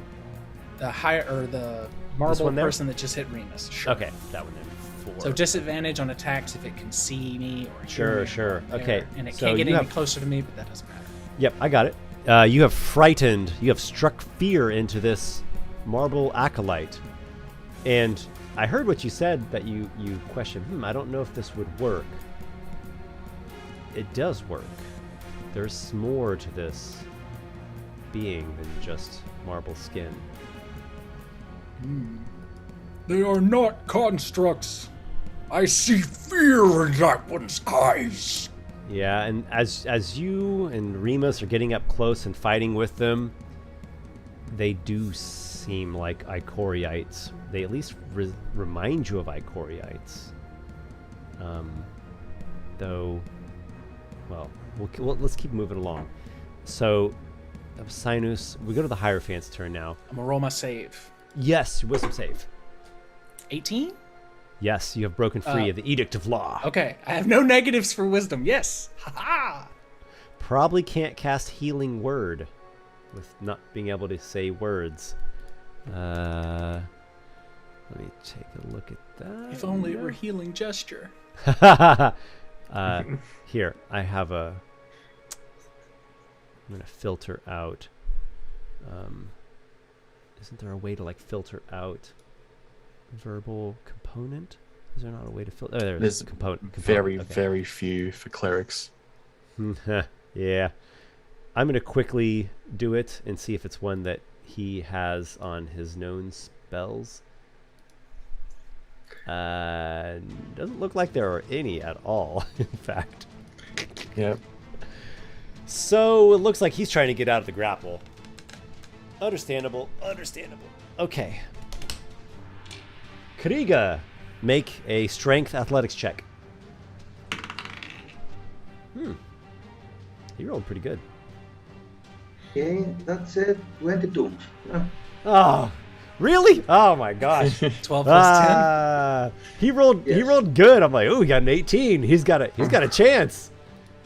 Yeah. I have a plus 10. I'm sorry. Oh no need to apologize. That's fantastic. Path of the river. Yeah, Path of man. the river. Your own fault. Expertise in athletics. No, that's what it's there for. Well, let's move along. Remus, we are back to you.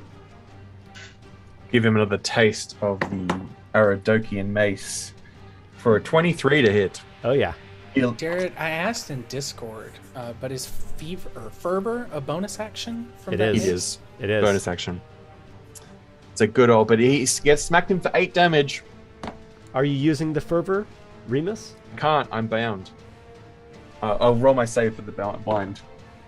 Okay, 18 on the bind on the save. Okay. At the end of your turn, you break out of it. Yeah, I And guess you that smack. would be the case, even if it were a magic item. Yeah. I mean, I'm guessing it functions as I'm casting the spell from the Yeah.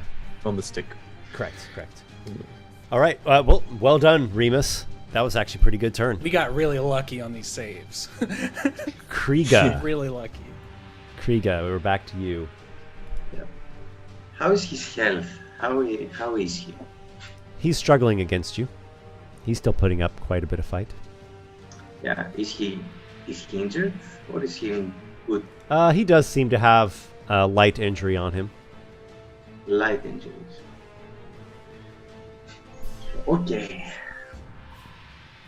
While I have him grappled, can I do unarmed strikes to hit him? Yep, and you'll have it'll just be a straight one die Okay. roll because you're both restrained, so you have advantage and disadvantage canceling each other out. Okay, fair enough. Yep.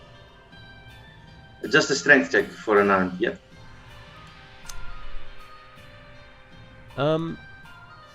Let's Without see. proficiency bonus. I don't put proficiency bonus, so You know what? What I will You're give you proficient is with you unarmed can make that athletics check to deal your unarmed strike damage to him as long as you beat him on the contest. ooh. Makes sense to me. You're using like up close wrestling moves. Okay, I like it. Let's go. Straight, no advantage. You spent 2 actions to get him into this situation, so I Oh! think that's okay doing unarmed strike damage. Natural 20. Okay, there's For no 30. way he's gonna do that. So whatever you're doing, you're slamming his head on the ground or something. You do it's 2 plus your strength modifier. Yes. Plus your rage 6. bonus. So 8. Your age plus 2, 8. 8 Yeah. total. There, yeah, you just bash his bronzen helmet head into the ground, into the stony floor. Yeah, that works. Okay, I have a second attack. Yes. So you gonna try that again? Of course. Of course. Yes. All right. Athletics. You succeed. Second critical. Okay. So you I do will- 8 damage to him again. Yes. I will screenshot and I will send you. And with my bonus action, Yeah, his bronzen hierophant helmet head is getting bent in. You're Nice. putting some more damage on him noticeably. and I have a bonus action. Yes. Okay, there's no way this is critical. 23. What's the bonus action? A bonus action, unarmed strike. If I take the attack action, I think I can do a bonus action and an armed strike, or not? You tell me. No. Only a monk can do that. Yeah, it sounds like a monk is what you're thinking of. The monk martial arts specifically says you can do that. Also, 2-weapon fighting when you have like the light weapons in your hands, like what Cynus is doing, that allows you to do that. Okay. Cool. That's it. That's my turn. Mulga, who maybe hears some footsteps coming his direction. He what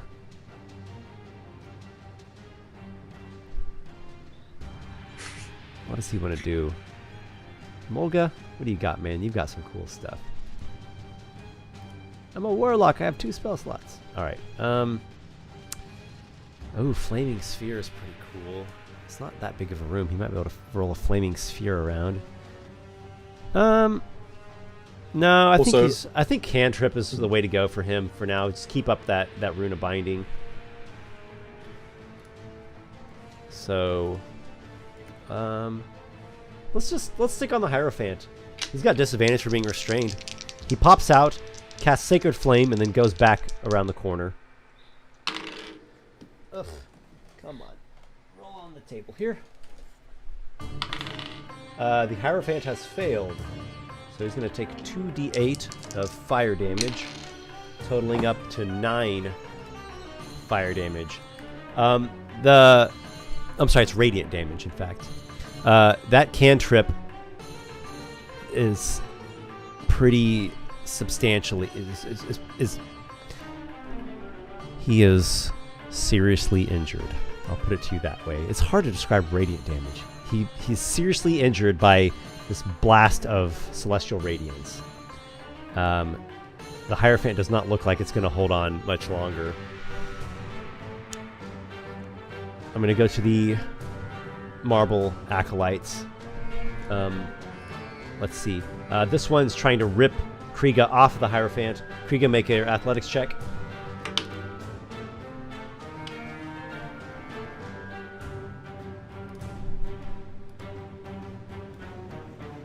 We go. 16. 16. It got a 9, so it can't even get a grab on you. Oh my god. There's that one. Oh. This one will attack Remus. Remus, yes. Remus, that is an 11, obviously misses. Just clinks off of your bronze. This one shuffles over to here and is dodging. This one is going towards Mulga still. It will send a lightning blast at Kriga. It has disadvantage because Kriga is prone. It's a miss. Lightning flies over Kriga's head, over the top of your head, and just strikes against the wall. It's frightened. Did I do something wrong? Yeah. I guess it would have had disadvantage on the grapple check. Well, whatever. Kriga beat it on the grapple check anyways. Gosh. You all are dominating this fight. It is Cynus's turn. Is it dexterity 13 or lower? Talking about who? The hierophant. Hierophant? Why do you ask? Well, I told this to Jared a couple of weeks ago when we played that I actually have a little bit of brain fog from a neurological issue. So sometimes I have to pre-roll damage and attacks. So I pre-rolled my damage and attacks assuming it would be restrained. And my first hit is a 19 to hit for 8 damage. The second is 17 to hit, or is a critical, critical hit, 19 on the die, 17 damage. That's my the bonus first attack? action, I only rolled a 13, but I wanted to use a prowess die to do a raptor strike. Raptor strike, attack okay. its dexterity. If it's So, are you saying that you hit the hierophant for 17 damage on that first one with a critical hit dagger? Bear with me. Bear with me. It does Okay. a 13 hit its dex score. Yes. So your first dagger actually stabs like right through him, and blood fountains out. So I deal 66 damage with all of my attacks. What? 3 attacks, 1 doubled. So no, I'm gonna your dagger. This is Cynus. This is Cynus going insane. Okay, He so is you going nuts. describe it. Yeah. You. His first attack, he apparently buries it into the hierophant. The second, he digs it straight between this squealing piece of armor on the front of the hierophant, deep into that marrowy flesh underneath. The bonus action for the other attack with his offhand, he does a raptor strike and strikes just on the edge of the jaw, stabs it into the hilt. Then he action surges, and he does 2 more attacks. What? Burying, smack, smack, both daggers What? and ripping them back out. Got 2 total crits and a raptor strike for 66 points of damage. So he's like a crab whose shell you have smashed open, and you've just flayed him wide. There's a flashback to when we fought the Obradin. What was it called? Yeah, The Bardin. two-headed monster. When I peeled it open and Yeah, pulled all yeah. of its guts out? Yeah. You notice something. Since you've flayed him wide open and just like broken him apart, inside you do not see what you normally see inside of an Ichoriite. Normally an Ichoriite has a spongy flesh, veins, heart, lungs, but it's not the same as a person. It's almost like it's like an exoskeletal creature. Kind of like marrow, like I said a minute ago. Yeah. All of the flesh is marrow. There is and no actually bone. like a person underneath this, but the bronze and plating is like fused to his skin or his flesh. But he's got like bones, all the organs. It's like a human being encased in bronze. False! I knew you were not one of us! As I'm like peeling pieces and pulling the daggers out. Yeah. So it's pretty gruesome. And there's something very wrong about these Ichoriites. Well, that's you obliterated that creature. Remus, it is your turn. Remus will take the dodge action and will run up towards the northern statue that's heading up towards Mulga. Okay. Just that? Yep. Okay. Kriga. The foe that you had pinned to the ground is now a broken open mess of bronze plating and flesh and blood and innards and bone. Cynus killed it with that first stab, and he just kept going and kept going. Glory! I look at him, kind of disappointed. I was expecting more from him. Then I get up. Did I see the You other? got some high expectations. Of the Hierophant, not of Cynus. Oh! I think Cynus is fine. Okay, so... No, from Cynus, of course. Okay. You call I that thought, a I was flaying? like, gosh, man. What else do you No, want out of what? Cynus? Okay, well, let me then turn that table. I had much higher expectations of the Hierophant. That shook out almost as well as we could have hoped for. See, So- but 5th edition, it's more dangerous when there's more enemies. It's supposed to be easier with just the one flesh ooze. I feel betrayed. Completely screwed us up. Flesh ooze was Did the they- final Did boss I the whole see the time. acolyte running? It might as well have been. Oh my gosh. That Okay. flesh ooze was terrifying. So, I am inclined to play this out narratively. I think it's going to be dumb to like make you guys whittle down these CR 1/2 creatures. So, I just want each of you to describe how you take out one of the bronzen acolyte statues. Remus will charge up north, and probably while Mulga's screaming like a little girl, ram the statue into the wall, smashing it to pieces, and finishing it off with the Mace of Aradokra.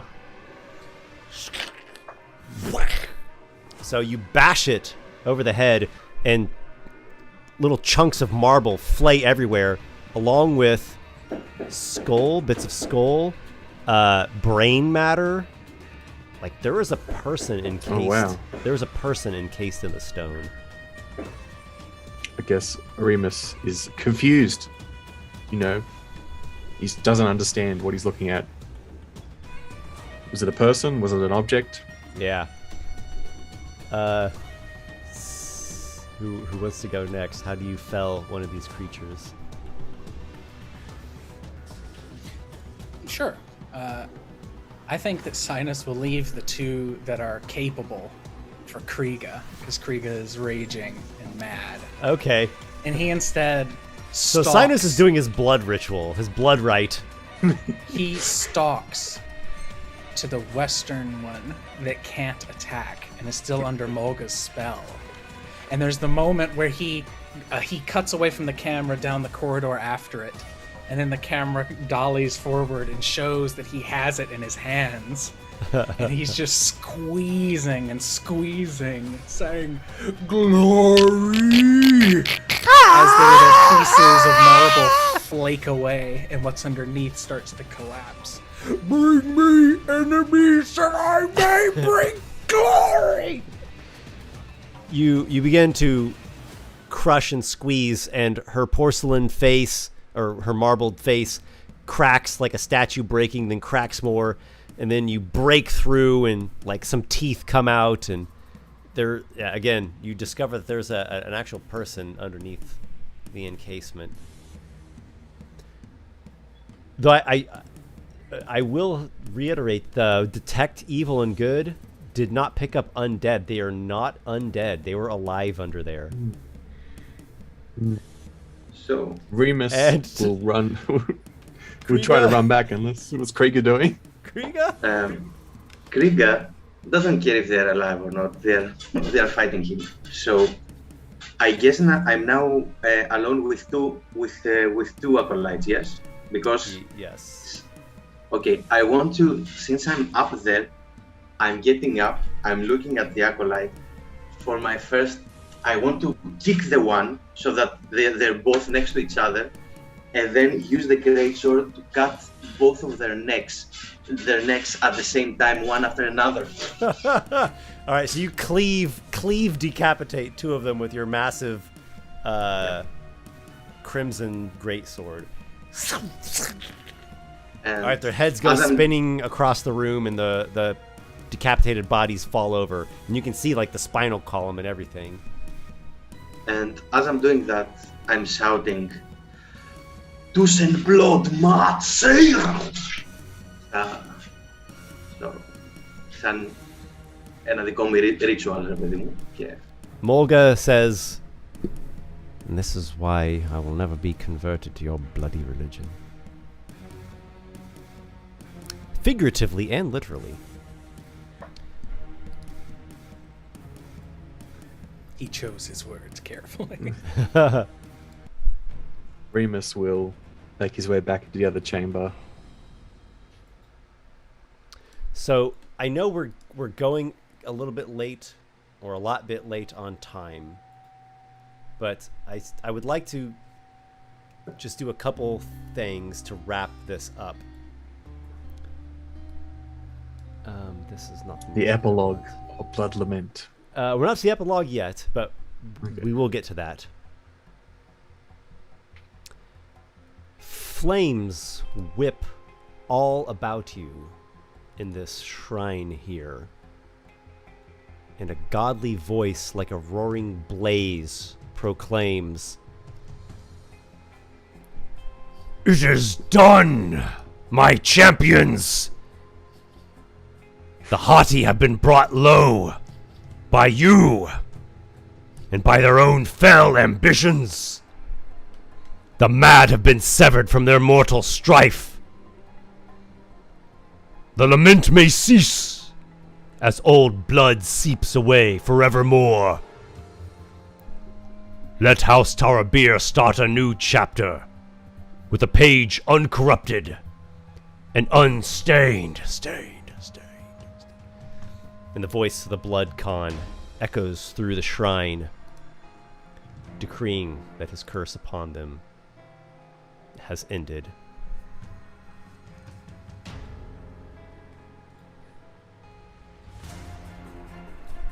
It is over then, says Mulga.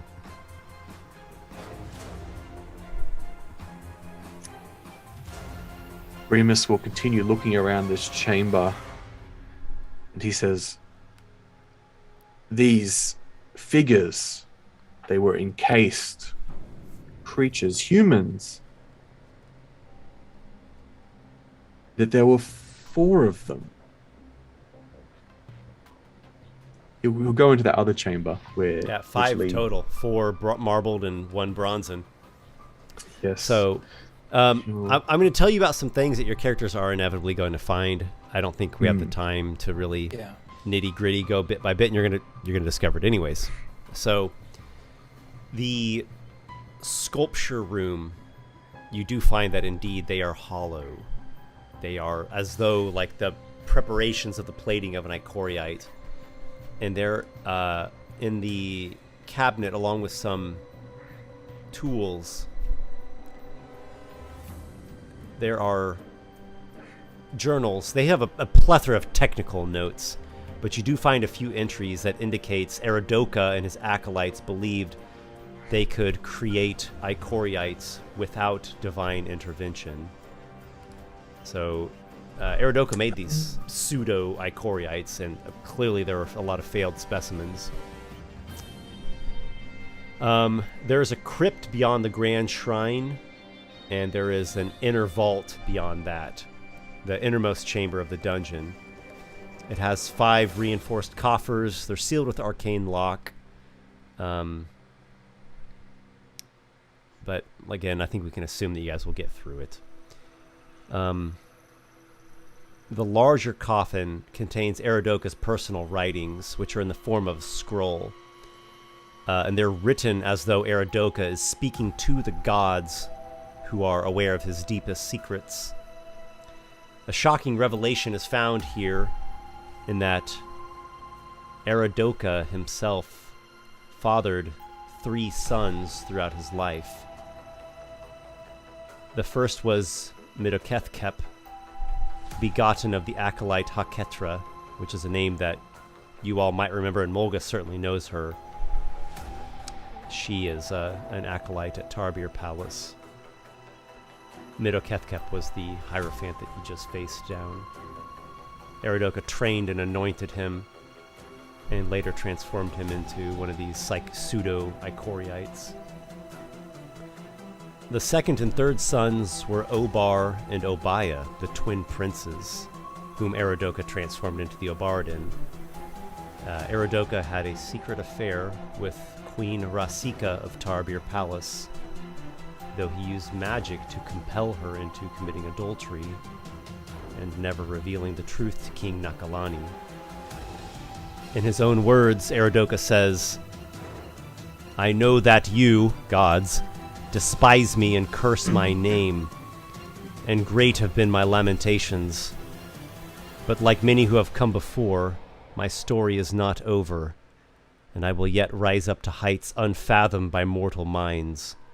Know my heart's vow that I will win your favor in abundant measure, and future nations will tremble in awe at the sound of my name." Apparently that didn't happen. Also, perfect timing on the music. Yeah, for sure. The 4 other coffers contain the following. The first one has a collection of eyeballs stored in tiny jars. All kinds of different eyeballs of different varieties of creatures. The second has a cyclops skull etched with hieroglyphs of a lost civilization, a unicorn horn, a bloodstone gem, and 5 onyx gems. The 4th coffer has a spell scroll of command, some very expensive sacred incense, and a pot of dust, which I'm not quite sure what that is. The 4th and final coffer has a spell scroll of blindness, deafness, a taxidermied baby hydra, and a chunk of amber with 3 different eyes from the heads of a chimera inside.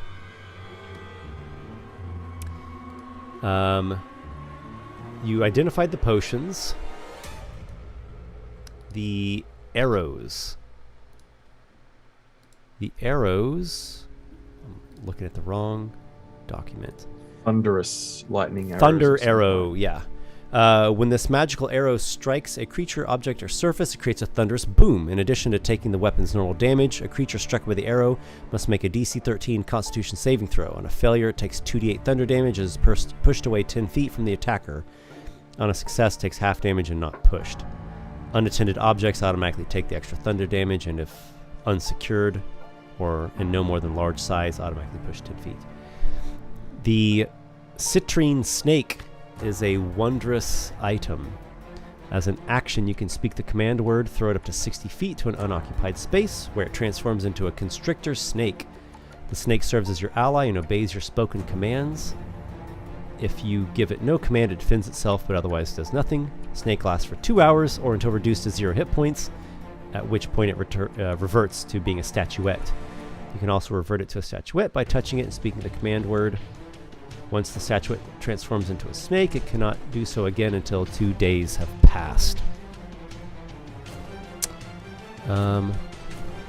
Is there anything else I've left out? Oh, snake has a name.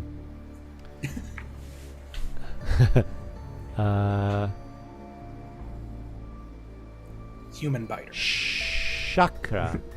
Shakkra. Chakra. It sounds like a good pet for Cynus, I think. There are a lot of really interesting snake-sounding names in this whole adventure. I think this could have actually gone into one additional session that would be all like exploring the rest of the Vault of Eridoka. There actually were some traps in there, but whatever. And these magic items, and there's some strange items. And then there'd be like role-playing stuff and story choices. But more for you at home to discover and check out when you run it for your table. Yeah. But we've quite gone over on time. If it hadn't been 20 weeks of us doing these 6 sessions, it would be a different story. Right. Do you guys have any just an indication of what you think your character would want to do in the aftermath of all this?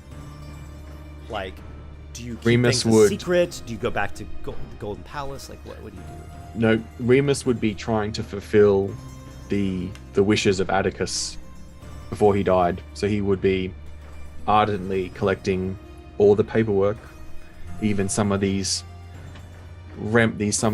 totems, these fetishes that he's collected, like all the eyes and things like that. It seems like he was angry about what happened regarding the crypt, the menagerie. And so he'll collect everything that has significance to the evidence of the case, and he will be returning to the Golden Palace to present these to Queen Arquette and laying bare the truth of House Tarabir and the corruption therein. The flip side to that coin, where Remus shows the truth of things and how things came to be, how we stood against the problem and overcame it. The other side would be Cynus, who swore a blood oath to return to the Queen and prove that her enemies had been destroyed. And that is his collection. And that is what he does. He brings back pieces of what they have found and who they had to slaughter to get to the answers. And nothing overly macabre, because it is a queen and we do know that she's very resplendent. And by the time we get all the way back there, it took us like a fucking month to get this far. They would all be like dried out and gross, right? But bone, heads, pieces of ooze, things like that. He would have this macabre collection splayed out in front of him in a crescent moon that he's kneeling behind to show her exactly what they went through. And Kriga. Kriga What would would go Kriga with do? Cynus back to the queen, and he would try to persuade her, instead of a payment for whatever he did, because he helped in this endeavor, if she could share with him information about lost temples of the god of war, or any lost places that had historical matter for him. So maybe he's trying to find the rest of the fragments of the sword of his deity. So he just wants information to. Yes. Very fitting. Mulga would be doing his utmost to stop Remus and Cynus from revealing too much. He would say things like, "This is not my house's doing. This was Erudoka's doing, and he did this in secret, and it's appalling, and this does not represent like what Tarbir stands for. And if all of these awful secrets get brought to light, this could potentially spark another civil war." Does Mulga come with us back to the Golden Palace, or does he choose to stay in House Tarbir? If you all agree to follow his guidance and use a lot of discretion and tact and not reveal everything, then he will go with you. I don't think If you're like, anyone no on way, Earth, we're gonna reveal this to the world. no one on Earth would say that Cynus and Remus talk too much. We tell her exactly what she needs to hear to know we took care of it. I think it would be fine if we brought Mulga and we give her our side of the story, and then Mulga gives her his side of the story, and she can cross-examine however she likes. Okay, so you two do also concur that some degree of discretion needs to be used here. Okay, cool. So I think I've got a pretty good idea of where things go from here. For me, I know that Tarbir is too important to the Golden Palace, and vice versa. Yeah. Like, the whole reason we were sent out here is they need the gold and silver. They need that trade.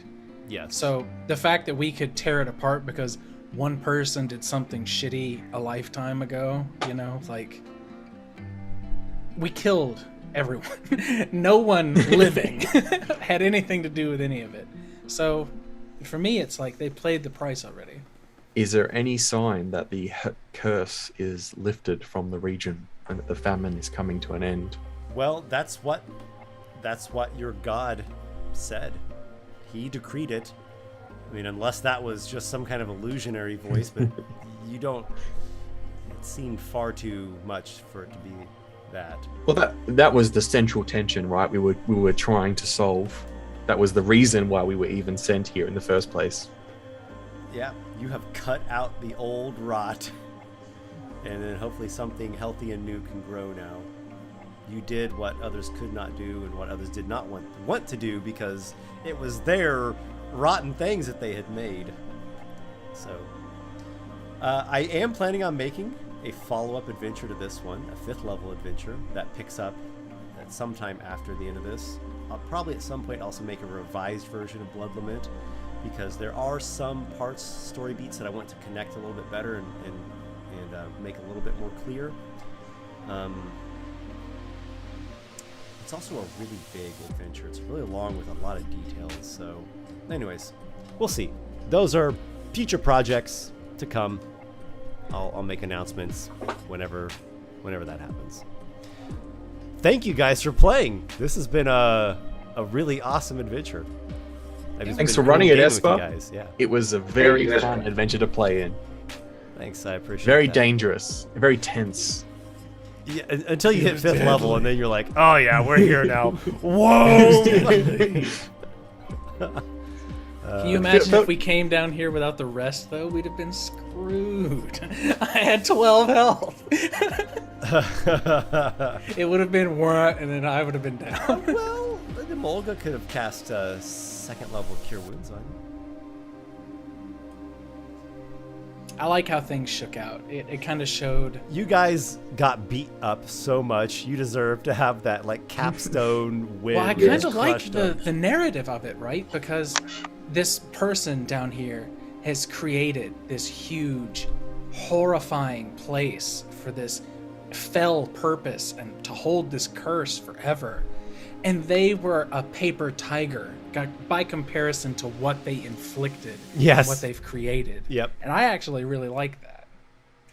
I like to think that we were like empowered because of it was like the final stand was so there was so much meaning and there was so many like all these dead characters, Gwox, Atticus, Grazam. They were like they were the impetus for us to like fight and win, and so we couldn't lose because we had lost so much. Yeah.